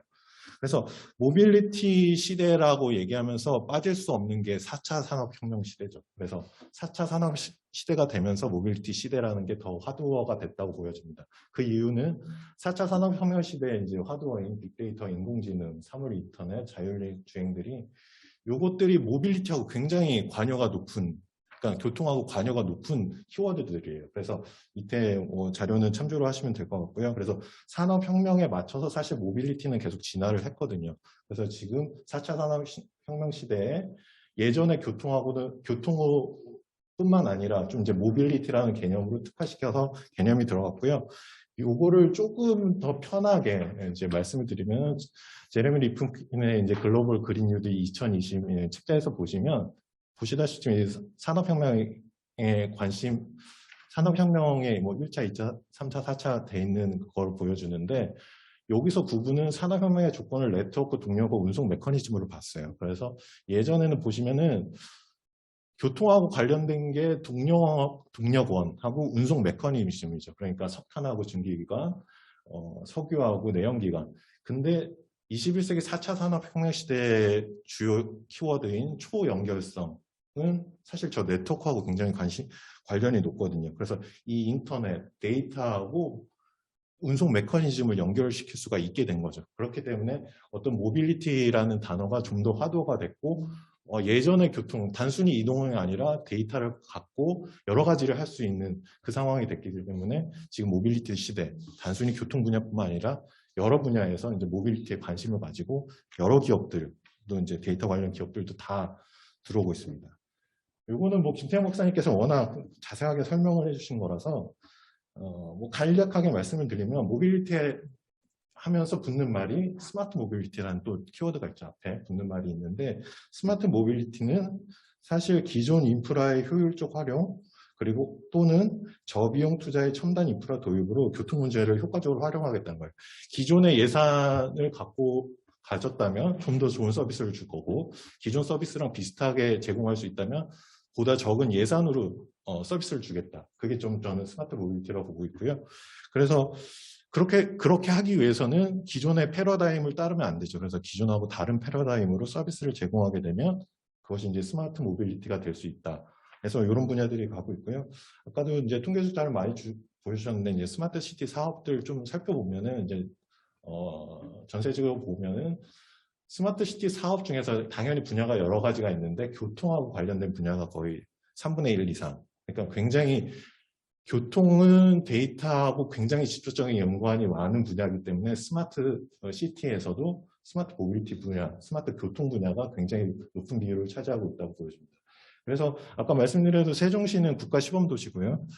대전시 같은 거는 시범도시 지정하고 챌린지 사업이 됐는데 국가 시범도시를 하기 위해서 지금 조성 중인데 국가 시범도시에 들어갈 스마트 모빌리티를 검토하기 위해서 저희들이 리빙랩 사업으로 기존 생활권, 1생활권이나 2생활권의 서비스들이 들어가는 것들이 이제 스마트 교차로, 스마트 횡단보도, 퍼스널 PM 공유, 차량 공유, 그리고 자율주행 이런 것들이 있습니다. 그러니까 단순하게 서비스를 지금 검증을 해봐야 되는 상황이기 때문에 기술적 검증도 필요하고 사회적 검증도 필요하고 또 시민들의 수용성도 필요하고 지금 규제 때문에 못하지만 규제가 없더라도 이제 발생된 문제들이 굉장히 많거든요. 저희들이 실증을 해보고 시범을 봤을 때. 그래서 그런 문제들을 검토하는 과정들이 좀 하고 있고요. 그리고 이제 스마트 모빌리티하고 더불어서 이제 모빌리티 하면 떠오르는 게 공유 모빌리티죠. 그래서 공유 모빌리티라는 개념은 이동수단을 내가 개인이 갖고 있는 것이 아니라 공유로서 전환하겠다는 개념인데 국내에서는 보다는 저 해외에서 많아요. 그러니까 저희들이 알고 있는 우버나 이제 그랩이나 이제 리프트 같은 것들 해외에서는 요 공유 서비스가 많았고 공유 경제가 화두가 되고 에어비앤비도 여러 가지 화두가 되면서 모빌리티 분야에서도 공유를 할 수가 있겠다는 개념이 돼서 화두가 됐고요. 국내에서도 이제 많이 이제 시도를 했고 뭐 타다등 했는데 워낙 이제 기존 이해관계자들의 반발 때문에 여러 가지 문제들이 있었고 그래도 계속 규제 요구는 있고 이용자분들은 또 편의성을 또 어필을 하시면서 저희들이 어떤 형태로든 좀 도입을 하려고 계속 노력하고 있습니다. 그래서 한국에서는 이제 공유 모빌리티면은 지금 가장 많이 보이는 공유 전동 킥보드나 공유 자전거 형태, 개인용 교통수단 형태들이 많이 들어가 있고요. 아까 말씀드린 대로 뭐 카헤일링 방식은 사실 국내에서는 많이 보기 힘들고요. 이제 카쉐어링 방식이 조금 많이 이제 소카나 그린카 형태로 차량 형태에서는 공유 모빌리티 형태로는 많이 보여지고 있는 형태입니다. 그리고 모빌리티에서 또 빠질 수 없는 화두가 통합 모빌리티죠. 그래서 제일 좀 통합 모빌리티 하면 가장 떠오르는 게 이제 마스긴 한데 뭐 여기 밑에 그림 같이 보여드리면서는 원래는 개인 자가용으로 본인이 이제 통행 목적에 맞춰서 회사에도 갔다가 약속 장소에도 갔다가 집으로 갔는데 그 서비스를 모든 교통수단을 통합해서 비슷한 서비스를 주겠다는 개념이라고 보시면 될 것 같아요. 근데 여기에 또 전제는 서비스 만족도가 거의 같아야 돼요. 뭐 밑에가 뭐 시간이 더 오래 걸린다거나 더 뭐 예약을 하는데 불편하거나 이러면은 저는 이제 그것은 거기에 맞는 서비스라고 보이지 않고요. 그렇게 위해서는 지금은 현재 뭐 버스나 뭐 카 쉐어링을 하거나 뭐 게임을 할 때 모든 앱들이 다르고 버스 환승을 하거나 할 때도 요금 체계가 다른데 이 체계 자체를 이제 통합으로 만들겠다는 게 이제 통합 모빌리티라고 보시면 될 것 같습니다. 그래서 이 이동한다는 게 어떤 서비스로 보자는 개념이고요. 유럽에서는 이제 많이 하고 있습니다. 유럽에 뭐 핀란드나 독일에서 임의적으로 많이 하고 있고요. 국내에서도 이런 개념이 많이 도입돼서 뭐 이제 R&D 사업이나 여러 군데에서 많이 시도를 했고요. 하면서 많은 문제점들이 발생하고 있고 하지만 이 방향성은 계속 맞다고 보고 계시고 지금 세종 국가 시범도시에서도 통합 모빌리티 개념으로 해서 들어가고 있습니다. 그래서 이 통합 모빌리티를 보면은 빠질 수 없는 게 이제 핵심 요소가 플랫폼 기술이에요. 아까 자장님께서도 말씀하셨는데 요새는 지금 카카오 모빌리티의 플랫폼 기업들을 좀 규제하기 시작했는데 그 핵심 요소가 플랫폼 기술이 있다 보면은 지금 이 교통뿐만 아니라 여러 분야의 것들을 다 모을 수가 있거든요. 그래서 이 플랫폼이라는 기술이 이 통합 모빌리티의 핵심 요소다. 그리고 그거하고 연계되는 형태상으로서 지금 나오는 형태들이 대중교통하고 플랫폼을 결합한 형태, 일부 형태들이 있고요. 또 개인교통과 플랫폼을 연결하는 형태가 있고요. 그리고 제가 저 그림에서 형태는 이 개인교통하고 대중교통이 모두 통합된 형태가 이제 궁극적으로 보여지는 통합 모빌리티 형태가 돼야 된다고 보고 있습니다. 그래서 이 통합 모빌리티가 나오기 위해서는 아까 제가 이제 모두에 말씀드린 대로 어떤 빅데이터, AI, IoT 이런 기술들이 수반되고 그런 빅데이터들이 다 준비가 돼야지 가능한 그 형태라고 보여집니다. 그리고 그거의 가능성이 현재 어느 정도 보여지기 때문에 이런 통합 모빌리티라는 개념들이 좀 더 확대되고 있는 걸로 보여집니다. 지금까지 이제 왜 모빌리티 시대인지 왜 하드워가 됐는지 간략하게 말씀을 드렸고요. 그러면은 저희들이 생각하는 이 모빌리티 미래는 어떻게 되는지를 말씀을 드릴 건데, 이제 막연하게 저희들이 하는 것보다는 중앙 정부 정책에 얼마나 부합이 되는지 좀 말씀을 드리고자 합니다. 그래서 이제 얼마 전에 이제 제2차 국가기관 교통망 계획이 이제 수립이 됐고요. 이거 국가기관 교통망 계획은 교통 분야에서 가장 상위 계획인 20년 단위로 수립되는 계획인데, 이번에 보면은 추진 전략 5가지 중에서 1차에서는 없었던 내용이 전략 3번째죠. 친환경 첨단 모빌리티 일상화입니다. 그래서 이 내용들이, 그러니까 교통에 있어서 첨단 모빌리티가 일상화가 돼야 된다는 게 추진 전략이고요. 오른쪽 표에서 간단하게 보시면 자율차, 드론, 자율주행 선박 등 육상, 해상, 상공 공간에서 제약 없이 이동할 수 있는 첨단 모빌리티 환경을 조성하겠다. 그 지표로는 자율주행차가 30년도에 한 52%, 40년도에는 80% 정도 자율차가 운행할 거다. 그래서 중앙정부 차원에서도 가장 교통 분야 상위 계획에서도 약간 미래의 모습을 이런 첨단 모빌리티의 형태로 지금 명시하고 있다는 걸 말씀을 드리고요. 또 중요한 꼭지죠. 자율주행인데, 자율주행 법이 이제 작년에 제정이 돼서 시행이 됐고요. 자율주행 법에 근거해서 자율주행 교통분류 기본계획을 수립을 했습니다. 그래서 이것도 얼마 전에 수립이 됐고요. 수립이 돼서 이제 추진 전략이 나왔고, 제가 또 말씀을 드리고 싶은 거는 이거 5년 단위 법정 계획이다 보니까 2025년에 미래상을 저기 또 명시를 했어요. 기본계획에서. 거기서 보시면 여객 서비스 측면에서는 기존 실증 구간을 중심으로 자율주행 구간의 셔틀, 택시 등의 서비스를 상용화하겠다. 화물 서비스 같은 경우에는 도심 내 근거리 생활 물류 배달 서비스가 확산되고, 고속도로에서는 화물차 군집주행 기술을 활용을 하겠다. 그래서 이제 중앙정부의 그런 의지를 보여주고 있고요. 그의 이런 미래의 모습이나 추진 전략이 제대로 진행된다면 기대 효과는 편의성의 대중교통 접근시간 20% 감축, 대중교통 환승 소요시간 50% 감축, 교통약자 이동권 확보, 그리고 안정성 측면에서 교통사고 50% 감축 등, 그리고 일자리 창출 등 이런 기대 효과를 보일 것 같다. 이렇게 이제 중앙정부에서는 계획을 세웠고 이 부분들을 명시를 했습니다. 이게 이제 중앙정부의 이제 정책 동향이라고 보시면 될 것 같고요. 그 다음 걸 말씀드린 것은 이제 딜로이트, 그러니까 민간 컨설팅 회사들에서 이제 모빌리티 미래사항을 어떻게 보는지를 간략하게 말씀을 드리려고 넣은 자료입니다.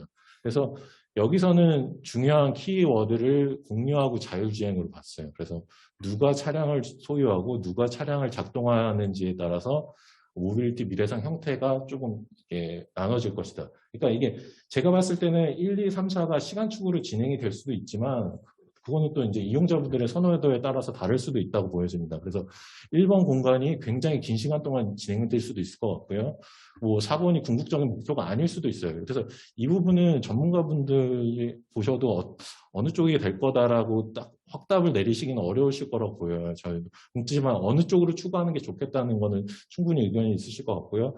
또한 이용자분들, 그리고 이제 기존의 이제 교통 관련, 운송 관련해서 이해관계자분들은 또 선호하는 부분이 또 다를 거라고 보여져요. 그래서 이게 사사분면으로 나누게 하면 당연히 보면은 이제 미래에도 개인 소유를 더 선호할 것이고, 자율주행 기술은 그래도 불안하니까 전담은 안 하지만 굉장히 운행 보조 기술로서 갈 거다. 그러니까 굉장히 지금 형태에서 점진적으로 그러니까 소극적으로 변화하는 형태로 갈 거다라는 개념으로 보시는 분들이 있고요. 그다음에 2사분면 같은 경우에는 그래도 개인 소유긴 하지만 공유 형태가 많아질 거다. 지금 뭐 내 차를 소유하는 걸 포기하지는 않지만 지금 뭐 세컨카, 서드카까지 많은 세대들이 갖고 있는데, 그런 소유를 포기하고 내가 필요한 뭐 여가용 차량 한 대만 갖고 있고 출퇴근은 공유 형태로 갈 거다. 그런 형태의 미래상을 볼 수도 있고요.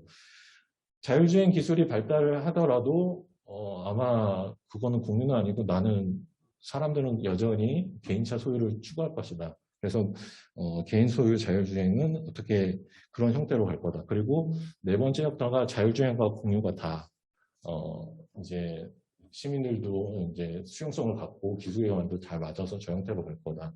그래서 저 형태로 가게 되면은 굉장히 사회적 전체 시스템으로 봤을 때는 굉장히 예산을 감축할 수 있고 다양한 서비스를 제공할 수가 있거든요. 그렇지만 아까 말씀드린 것처럼 저렇게 되면은 굉장히 기존 기득권들 아니면은 운송업자분들한테 굉장히 손해가 많이 나올 수 있는 상황이기 때문에 저 부분까지 가기 위해서는 여러 가지 많은 사회적 합의가 이루어져야 될 거라고 보여지고 있습니다. 그래서 앞부분은 이제 공유하고 이제 자율주행 축으로 본 거고요. 요 그림은 이제 마스하고 이제 자율주행 축으로 본 겁니다. 그래서 자율주행으로 진행이 될 때 차량을 소유하는 입장 아니면 이용자 입장에서 봤을 때 어떻게 될 것인가를 그림을 그린 거고요. 타임라인으로 봤을 때 점점 공유 형태로 가서 오토메이션이 이제 자율주행이 가능할수록 이제 마스 형태가 좀 더 유리해질 것이라는 걸 좀 예측한 자료고요. 오른쪽 그림은 이제 서울연구원에서 보고서 자료인데 이제 전문가 의견 조사를 통해서 앞으로의 모빌리티 서비스가 효과적 측면하고 실현 가능성 측면에서 어떤 것들이 더 가능성이 있는지를 좀 분류화를 했어요. 그래서 저게 서클로 표현된 부분들의 서비스를 좀 살펴보면은 플랫폼을 기반으로 한 O2O 서비스들이에요. 그래서 아까 말씀드린 대로 스마트 모빌리티 개념성에서 초연결성, 공유, 플랫폼, 통합 이런 것들이 서비스들이 아마 효과도 높을 것이고 실현 가능성이 높을 것이다라고 좀 전문가분들을 보고 있다. 그렇게까지 말씀을 드리도록 하겠습니다. 그리고 이 부분이 굉장히 저는 좀 중요하다고 봐요. 그래서 이게 미래에 대한 공유, 그러니까 미래에 대한 공감이 이 포인트 때문에 지금 약간 방향성이 여러 가지가 많거든요. 지금 사회적으로 갈등이 있는 부분들도. 그래서 기존 기업들은 이제 점진적으로 변화를 한다.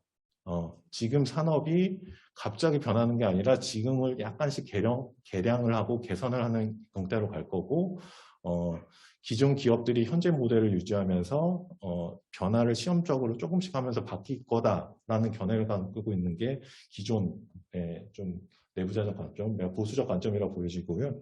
그다음에 이제 격변적 관점에서는 완전히 새로운 시대가 오고 있으면서 기존의 교통수단 방식이 아니라 새로운 시스템으로 완전히 바뀔 거고, 그렇기 때문에 신규 진입자들은 기득권자들한테 어떤 보상을 안 해도 된다는 개념이 좀 이제 격변자적 관점입니다. 그래서 격변자적 관점에서는 지금 티핑 포인트를 기다리고 있어요. 그래서 차근차근 쌓여갔을 때 어느 순간에는 확 변할 것이다. 그러니까 뭐 예를 들자면은 지금 전기차가 예전에는 몇 대 안 됐었는데 이제 뭐 테슬라 등 이제 본격적인 마케팅을 통해서 전기차로의 변화는 이제 어느 정도 사회적 수용성이 왔다고 생각하고 있거든요. 그런 관점으로 이제 격변자 관점에서는 다양한 교통수단에 대해서 그런 티핑 포인트들을 기다리고 있는 시점이라고 좀 보여지고 있습니다.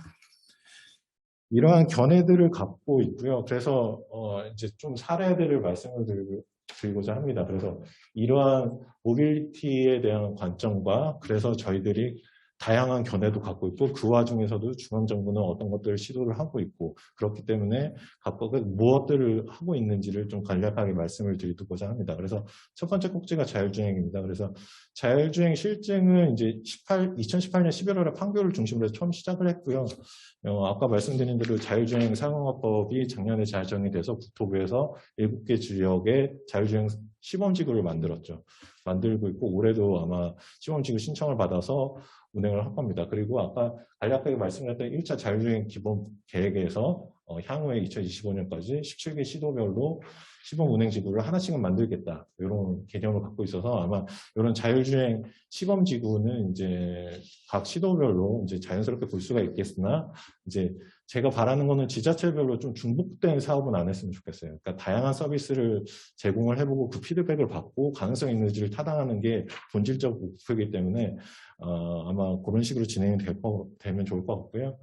그렇다면은 좀 세종시는 좀 실증이 좀 빨랐어요. 저희가 이 국토부의 자율주행 상용화 지구 전에 중기부의 규제 자율 특구, 자율주행 규제 자율 특구를 받았기 때문에 실증이 많았고, 그래서 총틀어서 좀 충청권에서 뭘 하고 있는지를 말씀을 드리면, 세종시 같은 경우에는 이제 BRT 노선에 이제 대형 버스, BRT 버스랑 같은 크기의 대형 버스 자율주행 시연을 국토부 과제로 했고요. 자율주행 유상 서비스예요. 중요한 점은 저 유상 서비스인데, 요금을 받고 서비스를 제공을 해봤어요. 그러니까 저건 이제 중기부 규제자 특구를 한 거고요. 저건 얼마 전에 이제 종료를 했고요. 자율주행 이제 로보택시 같은 경우에도 유상 서비스 카카오 모빌리티랑 같이 해서 카카오티 플랫폼 상에서 이제 대상자, 참여자들 대상으로 해서 예약을 해서 자율주행 로보택시를 탈 수 있는 서비스를 지금도 하고 있고요. 그리고 중앙공원에서는 이제 운전대 없는 자율주행 셔틀, 이것들이 계속 지금 중앙공원에서는 계속 평일에 계속 운행을 하고 있습니다. 그리고 대전시 같은 경우에서도 애트리에서, 그러니까 대전시는 지금 자율주행 상용화 지구를 못 받았기 때문에 공공도로에서는 운행을 못해요. 그래서 원내나 이제 교내에서 이제 기술들을 개발을 하고 그런 것들 서비스를 하고 있습니다. 그래서 애트리에서도 자율주행 셔틀 같은 운영, 그리고 카이스트에서도 배달 로봇, 자율주행 배달 로봇, 그리고 아까 말씀드렸던 CITS 사업도 최근에 국토부하고 이제 과기부가 이제 원만하게 합의를 이루어서 이제 방식상에서 이제 실증을 하기로 해갖고 어떤 형태가 나을지는 이제 계속 진행이 될 것 같습니다. 그래서 좀 대전에서는 이제 시범 지역도 일정 만들었고 CITS, 그렇기 때문에 좀 이런 대전에서는 이런 자율주행에 관련된 이런 역량들을 갖고 있다는 걸 말씀을 드리고요. 충북 같은 경우에도 자율주행 자동차 테스트베드 시트랙, 그리고 한국교통대회에서도 자율주행 셔틀버스, 그리고 자율주행 셔틀버스와 연계해서 PM하고 연계한 스마트 시티 챌린지 사업 계획 등을 갖고 있고요. 충남 같은 경우에는 이제 부품 사업이 워낙 강점이라서 현대모비스가 있는데, 현대모비스가 갖고 있는 서산 주행 시험장은 자동차 부품업계 중에서는 최고 수준의 시설이고요. 기존 자동차 부품뿐만 아니라 자율주행 관련된 자동차 부품도 계속 테스팅을 하고 있다고 들었습니다. 그리고 한국자동차연구원에서도 자율주행과 관련된 부품들 만들고 서비스를 검증하고 있습니다. 이거를 토대로 해서 이제 충남 같은 거에서는 부품 사업, 강소특구 육성 계획을 갖고 있습니다. 그래서 충청권에서 충분히 미래 모빌리티에 관한 자율주행 분야에서는 저희들이 역량적으로 크다고 보고 있고요. 이거를 갖고 제가 얼마 전에 이제 국가균형발전위원회 이제 초강행 협력 과제, 이제 기획 과제로 저희들이 선정이 돼서 이제 4개 지자체를 묶어서 저희들이 충청권의 초강행 자율주행 상용화 지구를 어떻게 운영을 했으면 좋겠다 하는 내용들을 좀 정리를 해봤습니다. 그래서 저희는 이제 아까 말씀드린 대로 저는 좀 특화를 하면 좋을 것 같아서 저희들이 갖고 있는 스트렝스가 뭐냐면 이제 BRT라는 노선이 있죠. 그래서 광역 대중교통 서비스를 자율주행으로 먼저 해보겠다. 최장 구간, 그리고 이제 화물 분집주행, 그리고 이제 4개 지자체별로 아까 말씀드린 10개 시도별로 자율주행 시범지구를 받을 거니까 4개 지자체가 협의해서 좀 더 특화된 것들을 받고 서로 협의하는 과정을 만들어서 상용화 지구를 만들어 보자. 이 정도 개념으로 잡고 좀 제안을 해봤습니다. 그래서 만약에 저희가 자율주행 이런 지구가, 상용화 지구가 좀 강력적으로 된다면 강점이 뭐냐면 당연히 이제 CITS, 이제 3차원 정밀 지도는 당연히 이제 부가적으로 들어가야 되는 기존 인프라 시설이니까 들어갈 거고요. 또 제안하는 건 이제 자율주행 전용도로, 자율주행 전용도나 전용도선을 한번 만들 수는 있을 것 같아요. 근데 이 부분에 대해서는 이제 BC가 많냐, 왜 여기에 만드냐, 여러 가지 의견이 있는데 해외 사례에서는 필요성도 이제 말씀이 나오고 있고요. 자율주행 전용도로가 정말 구체화가 된다면 철도 못지않게 군집주행을 통해서 운행도 가능하고 뭐 이 부분들은 충분히 검토를 해야겠지만, 그래서 이런 부분들을 제안을 해봤습니다. 그리고 두 번째 꼭지는 이제 도심형 수요 응답형 버스입니다. 아까 김태형 박사님 살짝 말씀하셨는데 수요 응답형 버스는 이제 현재 법상에서는 이제 대중교통 소외 지역에만 들어갈 수가 있어요. 왜냐하면은 대중교통 소외 지역에서는 일반 버스를 넣는다 하더라도 수요가 많지가 않으니까 기존에 픽스된 스케줄링을 운행하기보다는 수요에 맞춰서 운행하는 게 더 효율적이라고 판단을 하신 거죠. 그렇기 때문에 대중교통 소외 지역에만 수요 응답형 버스가 들어갈 수가 있는 건데, 도심에서도 이걸 해봐야 되지 않냐가 이제 스마트 시티에서 이제 규제 샌드 박스로 좀 세종시가 신청을 해서 받았고요. 이 서비스를 그래서 테스트를 현대차랑 같이 하고 있습니다. 그래서 이게 최근에 저희들이 런칭이 올 초 봄에 됐고요. 지금 12대 먼저 돌리고 있다가 지금 6대 더 증차돼서 고운동, 그러니까 일생활권 지역을 지금 18대가 돌고 있습니다. 그래서 요 말씀을 왜 드리냐면, 아까 제가 이제 모빌리티 시대, 하드워, 모빌 시대 미래 얘기를 하면서 하는 게 그 축의 일환성에서 이어지는 내용들이거든요. 그래서 공유 모빌리티의 개념인데, 공유 모빌리티, 그리고 통합 모빌리티를 좀 실현을 해보거나 검증을 해보는 형태로 들어가고 있습니다. 그래서 이 형태가 노선이나 버스 정류장 없이 호출에 따라서 운행을 합니다. 그래서 버스하고 택시의 좀 중간 형태의 서비스를 제공을 할 거고, 요금은 택시보다 싸고 서비스는 이제 버스보다 좋은 형태로 가는 형태로 가려고 하는 거고요. 간단하게 서비스 소개드리고, 요거는 이제 현대자동차 에어즈 랩에서 하는 얘기인데 왜 하는지를 좀 정리를 해봤어요. 그래서 지금 이제 라이드 풀링 서비스죠. 합승을 하면서 가는 형태예요. 수용답형 이제 버스가 돌면서 노선에 맞춰서 콜을 받으면, 택시는 합승이 안 되니까 아직까지는요. 그러니까 공유를 하면서 가는 공유 플랫폼 서비스를 하는데, 이걸 하기 위해서 지금 셔클을 하는 건 아니고요.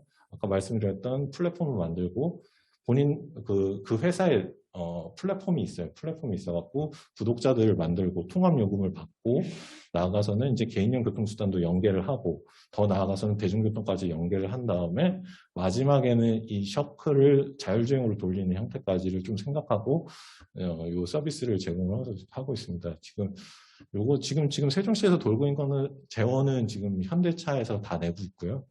근데 시 차원에서는 검토하는 거는 요 수요응답형 버스가 정말 대중교통으로 자리매김을 할 수 있는지, 향후에 자생 모델이 될 수가 있는지, 시비를 투입을 해야 되는지, 뭐 이런 부분들을 저희들이 검토는 하고 있습니다. 그래서 그렇게 같이 협업이 되고 있고요.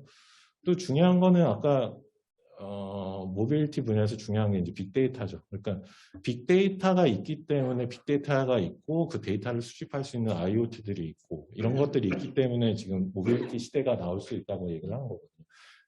그러니까 대중교통 소외 지역은 수요가 적으니까 어느 정도의 차량이 들어가면 감당이 되는데, 수요가 높은 도심 지역에서는 어느 정도의 차량이 들어가서 어느 가상 정류장에 많이 가야 되는지, 이 부분들은 빅데이터를 분석을 해야 되고 어떤 관계성이 있는지를 계속 지속적으로 검토를 해야 되거든요. 그래서 데이터 분석을 통해서 대기 시간을 약간 저희들이 차량을 계속 더 많이 투입하는 거는 사실 과다 예산이 들어가는 거고, 어느 최적 수량의 차량이 들어갔을 때 대기 시간을 최소화할 수 있는 형태, 그리고 이용자분들은 어디서 많이 타고 그 주요 타겟층은 어딘지, 이런 것들을 이동 행태 분석을 하는 것들이 이제 수요응답형 신교통수단, 그러니까 미래모빌리티를 넣으면서 데이터 분석을 당연히 하고 있고요. 그 형태로 봤을 때 저희가 지금 4월부터 해서 이제 3달 돌렸을 때 봤을 때 시간대별 호출이 어느 정도 되어 있고, 어떤 분들이 많이 타고 있고, 저희들이 보통 평균 대기 시간은 어느 정도 되고 있는지, 이런 이용 패턴들이 분석이 되고 있습니다. 그래서 이런 데이터들이 나온다면 수요응답형 버스의 타당성만을 분석하는 게 아니라 다른 대중교통하고 어떻게 연결할 수 있는지, 그리고 어떤 교통수단을 어떻게 넣는 것이 가장 효과적인지도 볼 수 있는 형태라고 보여집니다. 그리고 저희가 아까 말씀드린 마지막 형태의 자율주행을 넣는 것도 지금 한 대를 시범 운행으로 넣었어요. 그래서 2달 동안 시범 서비스를 도관을 하는데, 지금 셔클처럼 가상대여소 300개의 가상대여소를 마음대로 이동하는 것이 아니라, 이 형태는 그냥 픽스드 라우트에 정해진 시간대로 형태로만 가는, 그러니까 셔클이 자율주행으로 운행할 수 있다는 정도만 보여주는 형태로 지금 시범 서비스를 들어가서 그렇게 운행을 하고 있습니다. 그리고 마지막 사례는 이제 공유 자전거입니다. 그러니까 세종시의 공유 자전거는 어울링이고, 대전시의 공유 자전거는 타슈인데, 좀 타슈는 이제 내년부터 타슈도 이제 GPS 방식의 비거치대 방식으로 갈 건데, 아직까지 대전시는 거치대 방식이고요. 공유자전거 어울링은 17년에는 거치대 방식으로 가고 있다가 GPS 지정되어서 방식으로 이제 18년부터 바뀌었어요. 그렇게 되면서부터 굉장히 이제 데이터상으로 재밌는 내용들이 많이 나오게 됐죠. 어디서 많이 타고 어디서 많이 내리고 어느 대여소에 많이 보내줘야 되는지. 그렇다 보니까 이용량도 굉장히 많이 늘었고요. 뭐 어디 주요 이용하는 경로가 어딘지도 많이 보이고 있고요. 그리고 또 세종시의 좀 장점은 또 뭐냐면은 자전거 개수기가 있어요. 그래서 6개 지점에 자전거 교통량을 측정하고 있어요. 매년. 아니 매일 단위로 측정하고 있어서 전체 자전거 이용량은 볼 수가 없지만 지점별로 연별로 뭐 요일별로 아니면은 분기별로 얼만큼 증가할 수 있는지 보여주고 있는데 계속 지속적으로 확대하고 이용량은 증가하고 있는 형태를 보여주고 있습니다. 제가 좀 이게 미래 모빌리티에서 공유 자전거를 왜 얘기했냐면, 그러니까 공유 자전거를 넣어야 된다는 개념보다는 공유 자전거도 어떤 형태로 지금 미래 모빌리티로 접근을 하고 있는지 좀 말씀을 드리려고 합니다. 그래서 공유 자전거도 사실 서울시의 따릉이 또 유명하죠. 거기도 이제 예산이 이제 뭐 100억씩 들어간다고 그래서 이제 증차를 안 하겠다는 뭐 그런 정책도 말씀을 하셨는데.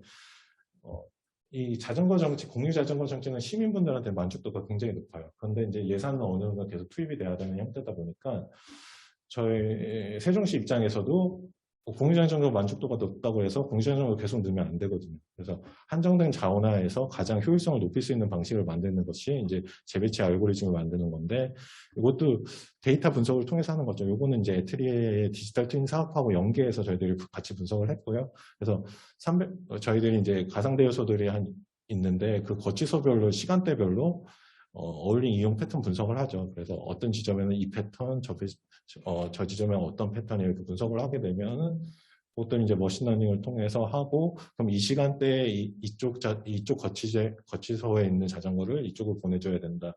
그것도 시뮬레이션을 해본 다음에 그것을 이제 관리하시는 분들한테 재배치 앱을 만들어서 제공하는 형태.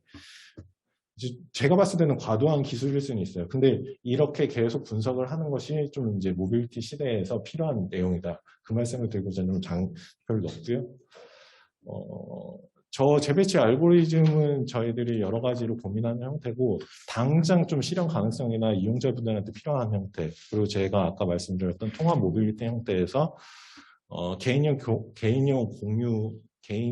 공유 교통수단에 대해서는 이런 통합 플랫폼을 만드는 것이 맞다는 것을 좀 말씀을 드리고자 합니다. 그래서 세종시 케이스를 말씀드리면 아까 말씀드린 공유 자전거 어울링이 있고요. 민간에서 하고 있는 전기 자전거 일렉클이 있고요. 그다음에 전동 킥보드도 3개 업체가 들어가 있어요. 근데 지금 현재 이용하시려면 다 어플을 따로 받아서 이용을 하셔야 되는데, 그래서 이러한 문제점을 제시를 드렸더니 시에서는 세종N이라는 곳에서 3개를 이용할 수 있는 정보를 줄 수 있는 형태로 이제 저희들이 세종N에다가 저 서비스를 제공을 했는데, 사실 저희가 바라는 형태는 지금 서울시의 팀원이 그 어플처럼 이용자가 출발지와 목적지를 넣게 되면은 어느 지점에 가서 따릉이를 타고 대중교통버스 몇 번을 타고 가면은 거기에 킥보드 몇 대가 있으니 타고 갈 수 있습니다까지 정보를 주는 형태가 맞다고 보여지고 있습니다. 그래서 서울시 같은 경우에도 전부 모든 킥보드를 하는 게 아니라 이제 제휴된 킥보드만 나오는데, 그래서 개인형 교통수단의 이제 통합 플랫폼 서비스는 저런 형태로 가는 것이 맞다고 보고요. 이용자 입장에서 저렇게 돼야지 대중교통 연계, 그리고 저희들이 생각하는 통합 서비스가 가능하지 않을까, 그렇게 생각을 하고 있습니다. 이상 발표를 마치도록 하겠습니다. 예, 감사합니다. 네, 양기 보사님 감사드립니다.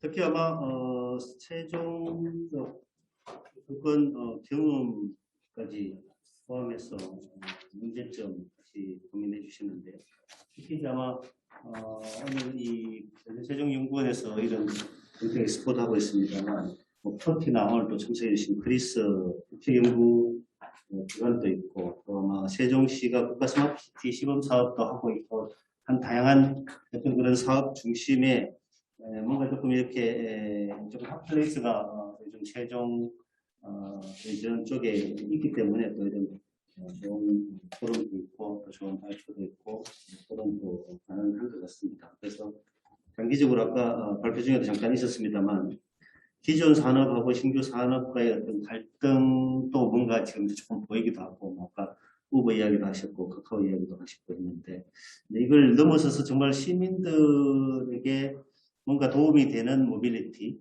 되는 게 어떻게 보면 이 교통을 그래도 전공하고 연구하고 있는 분들의 숙제이지 않을까. 제가 오늘 좀 처음 알았는데 체크리 100% 현대차에서 근데 이제 이런 아까 우리 석박사님도 잠깐 이야기하셨지만 이런 사업을 이제 갖고 와서 좋은 사업이다 해서 갖고 와서 했는데 나중에 이제 그 사업이 끝나고 난 다음에 유지 운영 관리, 뭐 이제 시설물 관리 이제 이런 쪽에 부담도 사실은 우리가 고려하면서 뭔가 이런 사업도 진행해야 된다는 그런 화두까지 조금 던질 수 있을 것 같습니다. 아까 온라인에서 몇 분이 아이디어를 주시는데 잘 안 들립니다는 이야기가 잠깐 있는 것 같아서 약간 고개를 들고 이야기해 주시면 그렇지 않을까. 제가 농담이에요. 토론은 아까 1차 발표 역순으로 부탁드리도록 하겠습니다. 먼저 우리 최재성 박사님 부탁드리겠습니다. 예. 저희 안영주 박사님 발표 잘 들었고요. 아마 저희 김태형 박사님께서 미래 모빌리티의 정의부터 해서 실제 스마트 시티 안에 미래 모빌리티가 어떤지에 대해 설명해 주셨다면 아마 안영주 박사님께서는 그 실제 이제 충청권의 대전 세종을 포함해서 어떻게 현재 좀 진행되고 있는지에 대해서 구체적으로 설명해 주신 것 같아요. 그래서 너무 인상 깊게 잘 들었고요. 그냥 제가 듣다 보니까 3가지 정도 뭔가 조금 궁금한 게 있어서 박사님께 여쭤봅니다. 이제 스마트 교차로나 스마트 횡단보도 기타 등등 어떤 이런 국가 시범도시 내에 이제 리빙랩 사업을 통해서 결국 뭔가가 이루어지고 있는데 제가 궁금한 건 결국에 이런 액션을 통해서 만들어지는 그 데이터가 향후에 어떻게 운영 관리될지가 좀 궁금해요. 왜냐하면 결국 현재 사회는 이런 데이터 중심의 사회고 이 데이터를 어떻게 활용하냐에 따라서 관련 산업의 어떤 성장의 어떤 존폐가 조금 있지 않을까 생각이 들어서 조금 그런 부분에 대해서 어떻게 좀 계획하고 있는지에 대해서 조금 혹시 말씀해 주실 수 있으면은 조금 말씀을 부탁드리고요. 그다음 2번째는 아까 좌장이신 도문식 교수님께서 말씀해 주셨지만 저도 역시 약간 비슷한 느낌이에요.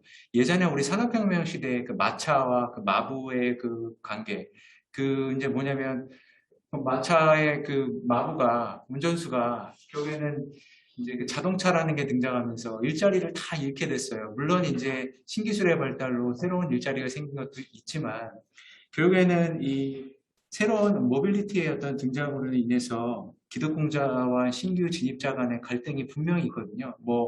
가깝게는 우리가 멀지 않아도 예전 국회에서 우리 타다 있지 않습니까? 타다를 통해서 부신 자살해서 어쩌고저쩌고 해서 결국에는 그것 때문에 사업을 철수한 건 아니지만 결국에는 어떤 그런 갈등 사례가 있기 때문에 왜냐하면 또 셔클 같은 경우도 물론 이제 택시와 서비스가 중첩이 되기 때문에 이게 좀 어떤 식으로 좀 갈등을 조금 해결할 수 있는 방향으로 가면 좋을지 고민이 됩니다. 그래서 그런 부분에서도 갈등 완화에 대한 것도 좀 고민을 하고 계신지에 대해서 좀 말씀해 주시면 좋을 것 같고요. 3번째는 우리가 이제 실증 사업 하는데 우리 UCT에서도 결국에 실증 사업을 했지만 조금 실체는 없었던 것 같아요. 근데 이제 이 결국에는 지선의 역할로 버스나 택시에서의 실증, 그 다음에 그 밑에 더 말단의 어떤 셔틀 이런 것들이 실증 사업을 하는데 저는 결국 이게 상용화가 돼야 한다고 생각을 하거든요. 근데 이제 상용화까지는 우리 이제 발표하신 안영주 박사님 생각하시기에 조금 어떤 점에서 뭔가 좀 보완이 필요하고 앞으로 우리가 어떤 것을 좀 해나가면 좋을지에 대해서 크게 우리 학계도 좋고 이런 연구기관도 좋고 아니면 산업체도 좋으니 뭔가 조금 폭넓게 의견을 주시면은 오늘 좀 참석하신 온라인으로 참석하신 많은 분들께서 아마 향후에 이제 큰 도움이 되지 않을까 생각이 듭니다. 예, 이상입니다. 네, 박사님이 일단 중요한 말씀들 다 지적을 해주셨고, 그러니까 리빙랩 사파의 데이터 관리는 정확하게는 그냥 그 부분은 데이터가 들어오는 대로 정리를 하고 있고, 그러니까 사업이 진행될 때 하고 있고요. 좀 체계적으로 정립되고 있는 건 자율주행 쪽이죠. 그래서 자율주행 쪽에서는 세종시 같은 경우에는 이제 빅데이터 관측센터를 이제 미래차 연구센터에 있는 지역 산학형 클러스터 센터에서 넣어서 좀 빅데이터 관측센터에서 통합적으로 그 데이터를 받고 이거 플러스 아까 말씀 주신 대로 이제 도시 데이터도 거기서 같이 관리를 하는 형태로 가는 것이 참 맞다고 보고요. 그렇게 되고 있고, 지금 아까 또 두 번째로 말씀 주신 것들이 이제 어떤 신규 진입자 기존 사업자들의 갈등 요소. 근데 또 이 부분도 굉장히 또 중요한 게 또 재밌는 게 뭐냐면은 신규 진입자, 그러니까 타다를 예를 들어서 저희들이 규제를 하면서 그걸 이득을 본 사람이 누굴까 저는 좀 생각을 해봤어요. 근데 당연히 이제 택시업계에서 반발을 했고 택시업계는 기득권을 고수를 한 점이 있는데 저는 최대 수혜자가 저는 카카오 모빌리티라고 볼 거예요. 왜냐면은 카카오 모빌리티가 택시업계들에 이제 호출할 수 있는 그것들이 다 연계가 됐으니까. 근데 만약에 타다나 다른 스타트업들이 들어왔으면 카카오 모빌리티를 그렇게 독점을 못했을 거라고 봐요. 그래서 근데 그 지금 중앙 정부에서 다시 또 카카오 모빌리티를 플랫폼 기업 중에서 독과점을 했다고 보는 거는 사실 그렇게 만들어진 게 그러니까 저는 플랫폼 기업들도 경쟁을 하게 만들었어야 된다고 봐요. 그래서 그 플랫폼 기업들이 여러 가지 시스템을 만들었을 때 이용자분들이 가장 혜택을 입을 수 있는 게 뭔지를 선택을 해서 갔어야 되는데 좀 택시 업계들의 어떤 그것을 고수하다 보니까 스타트업들이 플랫폼 기업들도 들어왔었는데 그것들을 다 잘라버리다 보니까 이제 카카오 모빌리티가 독과점이 되고 독과점이 되다 보니까 이제 요금을 올리고 이상한 형태로 간 거거든요. 그래서 저희들이 이제 아까도 말씀드렸듯이 통화 모빌리티의 가장 중요한 핵심은 플랫폼 기술이다 보니까 플랫폼 기업들, 플랫폼 기술들도 경쟁을 할 수 있는 형태로 정부에서 해줘야 된다. 그런 것을 말씀을 드리고 싶고요. 상용화 부분에서는 저는 아까 1차 발표 후에 석종서 박사님 말씀하셨던 지방정부의 역량, 그거 굉장히 중요하다고 봐요. 그러니까 세종시에서 뭔가 많이 하고 있는데 세종시는 사실 국비로 지어지고 있는 도시고 여러 가지 서비스들을 그거에 기반해서 늘어가고 있기 때문에 국비로 많은 그러니까 당연히 또 지방에 매칭 들어간 분도 있는데 조금 많은 것들을 하고 있는데 저희들은 내부적으로 고민하는 게 너무 많아요. 그러니까 행복도시 예정지역도 저희들이 명품도시 때문에 굉장히 좋은 시설들이 많이 들어갔고요. 그리고 아까 자장님 말씀하신 대로 이러다 보니까 다시 이제 세종시가 이관을 했을 때 운영 유지관리비가 타지 자체보다 훨씬 많이 들게 돼요. 그러니까 타지 자체는 우리가 운영을 유지를 해야 되니까 시설들을 감당할 수 있는 정도 넣게 되는데 저희들은 좀 행복청에서 과도하게 들어가서 들어가고 신교통수단만 하더라도 지금 셔클이 저는 현차에서 내줘서 너무 고맙긴 한데 이 서비스가 시민들이 체득이 되고 이제 있게 되면 현차도 1, 2년만 하고 나갈 거예요. 그러면은 시에서 받아서 해야 되는데 지금 대중교통으로도 시급을 못 받는데, 그러니까 지금 법상으로는 그러면은 대중교통 보조금이 들어갈 수도 없는 거고 시비로 다 들어가야 되거든요. 그래서 이런 문제들이 있는데 모빌리티 분야에 있어서는 신교통수단에서는 어떤 BC가 당장은 나고 힘들어요. 그러니까 자율주행도 저희들이 막연하게 생각하는 것이 나중에 운전자가 없어지면은 이제 인건비가 버스 같은 경우는 주겠다 하지만 저희들이 이제 레벨 4를 만들더라도 있어야 되니까 인건비가 감소되는 것도 아니고 비용이 더 증가될 수밖에 없어요. 그래서 이 대중교통 서비스나 신교통 미래 모빌리티가 서비스가 안착이 되기 전까지는 제 생각에는 국비로 계속 지원을 해줘야 된다고 해요. 어느 정도 분야는. 그것을 지방이 그 서비스를 보여주고 증명을 해야 된다? 그거나 저는 아니라고 보거든요. 그냥 시작하는 지자체가 굉장히 어렵고요. 모든 지자체들이 그러면 어디가 서비스가 만들어지고 중앙으로 만들어지면 도입을 하겠다가 가장 쉬운 생각인데 국가적 차원에서 저희가 모빌리티를 먼저 선정을 하기 위해서는 지방에서 당연히 해봐야 되고 지방에서 할 수 있게 운영 유지면은 국가에서 좀 어느 정도 지정을 해줘야 상용화가 가능하지 않을까. 네, 감사합니다. 최고선 큰 질문을 또 해주셨으니까 많이 또 토론의 주요 부분은 많이 논의가 된 것 같습니다. 자, 다음 석종수 박사님 부탁드리겠습니다. 예, 저는 뭐 질문보다는 의견을 좀 이제 드리고 싶은데 개인적인 아까 이제 발표 중에 더 나왔지만 또 말씀해 주셨고 결국은 이 신규 어떤 혁신 사업이 나왔을 때 기존 사업자와의 갈등 문제가 이제 그것이 이제 사회적 갈등이 되는데, 근데 이제 그런 게 사실은 최근에 모빌리티에서 나타나지만 과거를 우리가 쭉 돌아보면 그런 것들이 없었느냐? 그건 아니라는 거죠. 아까 뭐 마차와의 내연기관차도 이야기했지만 우리가 최근에 보면 워드 프로세스가 나오면서 없어진 직종들이 굉장히 많아서 타자수 없어졌죠. 인쇄소의 식자금 없어졌죠. 그 다음에 이 전자식 교환 장치 시스템이 나오면서 교환소들의 일자리가 다 날아가 버렸죠. 우리 뭐 교통 쪽에서만 해도 토큰이나 교통카드가 나오면서 안양이라는 제도가 또 없어져 버렸죠. 그래서 이런 부분들, 그 다음에 최근에 보면 인건비가 상승하면서 이런 음식점에 이 키오스크들이 들어오면서 실제 단순 아르바이트 하는 일자리가 또 없어지고 있거든요. 뭐 가공이나 이런 거죠. 그래서 그런데 그 사람들은 반발을 뭐 했겠지만 사회적 갈등을 일으키지는 않았다라는 거죠. 그러면 거기에서 우리가 시사점을 좀 먹자. 뭔가 하면 결국은 그 편익이 사업자한테 돌아갔다기보다는 시민들한테, 수요자한테 돌아갔기 때문에 그 사람들이 사회적 문제까지는 가지 않았다. 이제 이 모빌리티는 좀 다른 이야기이긴 하지만 이런 우리가 새로운 모빌리티 사업이 나왔을 때 당연히 뭐 특히나 이런 기존 사업자들과의 갈등이 생기는데 그 편익이 새로운 사업자가 가져가 버리니까 기존 사업자와의 갈등이 생기는 건데 그 편익이 소유자들한테 대다수 국민들한테 간다 그러면 그 갈등 요소가 좀 줄지 않겠냐는 이제 그런 생각을 좀 해봤거든요. 그런 차원에서 한번 볼 필요가 있고 또 하나 아까 이제 그 안 박사님 발표 중에 그 모빌리티에 대한 견해 부분을 이제 말씀드렸는데 저는 혁신적인 견해가 맞다라고 보는 것이 저는 뭐 많이 살지는 않지만 한 50년 살면서 이렇게 보니까 전반 25년 동안에 우리 통신 환경의 변화가 보면 제가 이렇게 보면 그저 우리 전화 들어서 그 교환소한테 어디 연결해 달라고 하던 그것이 이 자동으로 바뀌는 그 정도 25년 동안의 변화라는 게 그 정도밖에 없었는데 그 대학 이후에 25년 동안의 변화를 보면 뭐 삐삐라는 게 나왔죠. 그거 삐삐 나올 때 우리는 대단히 혁신적이고 이게 뭐 다른 것 같았는데 얼마 지나지 않으니까 시티폰이라는 게 나오더라고요. 야 이거면 끝이다 알았는데 시티폰이 2, 3년 못 갔습니다. 그러다가 PDA폰이라는 게 나와서 야 이거 컴퓨터를 들고 다니네 막 이랬는데 PDA폰 2, 3년 못 갔거든요. 스마트폰이 나오면서 스마트폰이 야 이런 세상이 오는구나 했는데 스마트폰이 나오면서 뭐 MP3 플레이어 없어졌죠. 전자사전, 뭐 일반인이 쓰는 디지털 카메라, 뭐 내비게이트, 뭐 디지털 녹음기도 없어지죠. 뭐 다 없어지는 거거든요. 전자수첩. 뭐.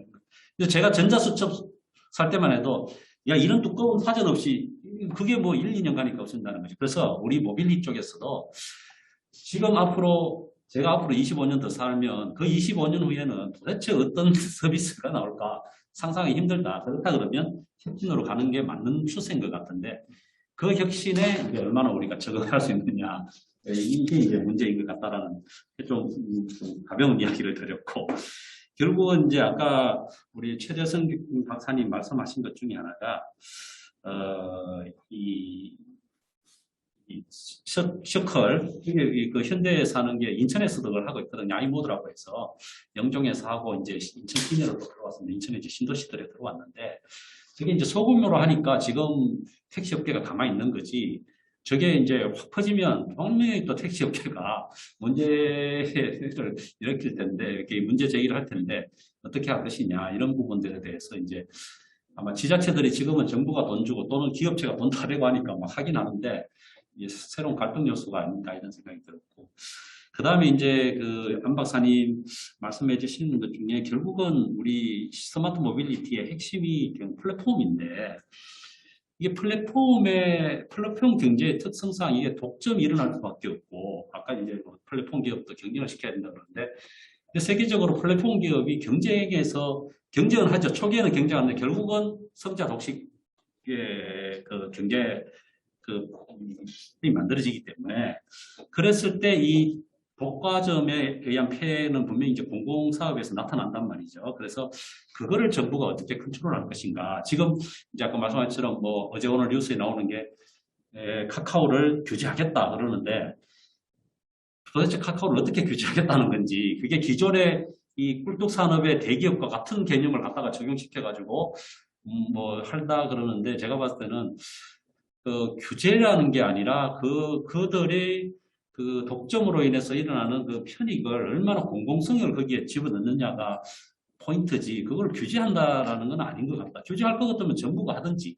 근데 정부가 안 하고 공공 서비스를 민간이 다 하게 해놓고는 또 이게 커지니까 규제하겠다. 얘네들이 규모가 되니까 그나마 서비스 이것저것 하는 건데. 그래서 저는 이 아까 말한 우리 이제 플랫폼 기반의 이 스마트 모빌리티에 얼마나 공익성을 가져올 것인가라는 것을 이제 고민할 때가 되지 않았나 그런 의견을 좀 드리고 있습니다.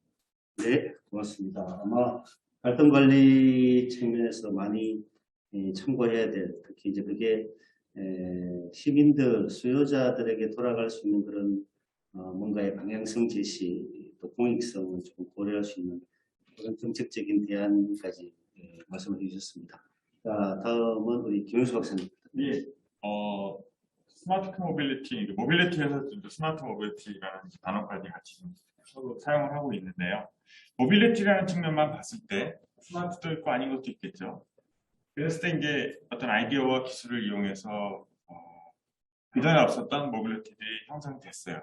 비용과 여러 가지 측면으로 왔으니 이렇게 어떤 기술에 의해서 좀 더 진화하고 있는 게 사실입니다. 근데 이게 이제 과연 일반 사용자 입장에서 꼭 필요한, 그냥 버스를 탄다, 지하철을 탄다 꼭 필요한데 이렇게까지 그 자리를 잡는 시간이 좀 걸릴 것 같아요. 일단 다양한 아이디어가 나왔고 사업자가 돈이 될까 말까 고민할 경우도 있고 또 들었다 싶어 나간 데도 있고 아까 말씀하신 전동킥보드건도 그랬고 또 공유 자전거도 공공에 사는 것도 있고 민간에 사는 것도 있었어요. 이렇게 다양하게 들어온다 나온다 하다 보면 이게 돈이 되면 다 들어오는 게 맞을 거고 돈이 안 되면 다 나갈 거예요. 그런 과정에 지금 우리가 있는데 이 시점에서 생각해 봐야 될 게 그런 것 같아요. 정부에서도 큰 길을 밀어주고 뭐 이렇게 장려하고 있고 뭐 실증이나 정부 돈 누구 돈을 할 것이냐 뭐 이런 토의가 이루어지는데 이 시점에서 생각해야 될 게 이게 정부 주도가 맞을까 공공 주도가 맞을까? 라는 각각의 역할을 그럼 무엇일까? 처음에는 뭐 공공인데 나중에는 민간이 한다. 보통 이렇게 말을 하죠. 그 안에서도 이렇게 딱 어느 시점으로 자르는 게 아니라 그 안에서 같은 시점 안에서도 역할이 좀 다를 것 같아요. 그런 부분들이 있을 것 같고요. 그 다음에 진정으로 우리는 공공재와 민간재로 혼란을 지금 겪고 있는 게 아닐까? 라는 생각도 좀 들어요. 예를 들어서 자율주행 기술을 진화시키기 위해서 정부에서 돈을 막 들이고 있거든요. 그리고 다른 시각으로 보면 현대자동차가 차를 잘 만들기 위해서 정부에서 돈을 막 대주는 것 같은 그런 느낌도 받아요. 그러면 자율주행이라는 기술이 진화하기 위해서 정부에서는 공공재의 역할로서의 역할을 해야 돼요. 그러면 이제 예를 들어서 도로라든지 도로에서 뭐 부분적으로 서포트할 수 있는 그런 역할을 하는 게 맞을 것 같고 민간에서는 그거를 받아서 좀 더 진화할 수 있는 게 맞는 것 같아요. 그러면 공공재는 두 가지 특성이 있어요. 비경제성, 경쟁성, 그 다음에 비배제성. 도로에는 누구나 나올 수 있어요. 그 어떤 기준에 충족하는 차는 다 들어올 수 있겠죠. 이런 중심점을 좀 잡아야 되는 약간 그런 시점이 온 게 아닌가라고 생각이 듭니다. 네, 정부의 역할 그리고 중간에서의 조정의 어려움 그런 부분까지 세밀한 부분까지 말씀해 주셨습니다. 감사드리고요. 저희들이 시간이 이제 한 2, 3분 남은 것 같습니다. 자, 마지막으로 우리 김원철 박사님 부탁드리겠습니다. 저는 결제를 듣고 두 가지 좀 고민을 해봤습니다. 일단 스마트 모빌리티가 이제 중요한 시대가 됐고, 이제 스마트 모빌리티에 적응을 하려면 우리가 이제 생각의 전환이 필요하고 준비가 필요하다는 생각을 했습니다. 예를 들면 이제 스마트 모빌리티 시대에는 소유하고 공유 이제 가치가 충돌할 것 같은데요. 우리는 지금까지는 자동차를 이제 소유의 개념으로 생각해 왔었어요. 그러나 많은 전문가들이 이야기하는 것은 앞으로 이제 공유가 확대될 것이다 이렇게 이야기를 하고 있고, 자율주행차 시대가 되면 경제적 약자나 사회적 약자나 이제 교통 약자, 그 차를 소유하지 못하는 분들이 있지만 이들도 매출 의지가 증가될 것이고 이렇게 예상을 합니다. 지금 우리가 이제 오늘 토론하는 이 시점에는 소유가 공유로 전환되어 가고 있는 어떤 초기 시점이라고 생각이 되어서요. 저는 이제 오늘 행사를 통해서 대전시가 이런 그 스마트 모빌리티 시대에 적응할 수 있는 어떤 사업에 대한 시범 사업과 모니터링 등을 좀 해서 문제점을 좀 도출도 하고 시민들이 원하는 니즈를 충족할 수 있는 대안들을 살릴 것이 좀 필요하겠다 생각되고, 결과적으로는 관련된 대전시 모델을 만들어서 모범 사례로 좀 보고받은 그런 것들이 필요하다라고 말씀드리고 싶고, 두 번째는 스마트 모빌리티 시대가 되면 시간 가치에 대한 개념이 변할 수 있겠다라고 생각이 듭니다. 우리는 이제 시간 가치라는 그 개념을 예를 들면 차량을 이용해서 이용하는데 이제 계산되는 시간 가치, 또는 이제 목적지를 가기 위한 길 찾기나 맛집 찾기나 뭐 할인권 등 정보를 찾는 시간 가치 등을 이제 개별적으로 계산을 해왔는데요. 오늘 이제 발제의 내용 중에 보면 스마트 모빌리티 시대가 되면 빅데이터나 AI나 IoT나 자율주행 등 기술 융합으로 인해서 이런 우리가 이제 개별적으로 계산되었던 어떤 시간 가치 개념이 통합화되는 거죠. 예를 들면 자율주행차를 타고 가면서 우리가 그 안에서 업무를 본다거나 어떤 뭐 레저를 즐길 수 있는, 그렇게 되면 이제 정보를 또 검색할 수 있는 이런 부분에 대해서 이제 통합화가 되기 때문에 시간 가치의 개념이 많이 변할 수 있다. 근데 이 시간 가치의 개념이라는 것이 단순히 계산상에 의해서만 변화가 됐다, 이런 관점도 중요하겠지만, 결과적으로는 우리 도시의 SOC 개발이나 유지 관리 부분과도 연관이 될 수가 있습니다. 그래서 저는 안영준 박사님께서 이제 발표해 주시는 모빌리티 시대가 도래했다, 우리가 무엇을 준비해야 하는지 관련해서 좀 생뚱맞을 수 있지만 시간 가치와 관련된 연구가 좀 필요하다고 생각합니다. 대전 연구는 좀 해주실 거죠? 이렇게 부탁을 드리면서 토론 이어가겠습니다. 네, 감사합니다. 오늘 대전세종연구원에서 귀한 정책 엑스포 자리를 만들어 주셨는데요. 죄송스럽게 사실 좋은 말씀, 또 정말 도움되는 이렇게 말씀 많이 해주셨는데 멀리서도 오시기도 하고 시간을 또 이렇게 할애를 드리면 좋은데, 하여튼 제한된 시간 내에서 집중적으로 또 이렇게 토론하다 보니까 아마 조금 미흡한 내용 부분도 있지 않을까. 그럼에도 불구하고 아마 앞으로 패러다임의 변화에 따른 저희들 교통 쪽에서의 어떤 숙제, 또 방향, 이런 것들이 충분히 논의가 된 것 같습니다. 오늘 준비해 주신 우리 이정범 실장님, 그리고 발제를 해주신 김태형 박사님, 안영준 박사님 감사드리고요.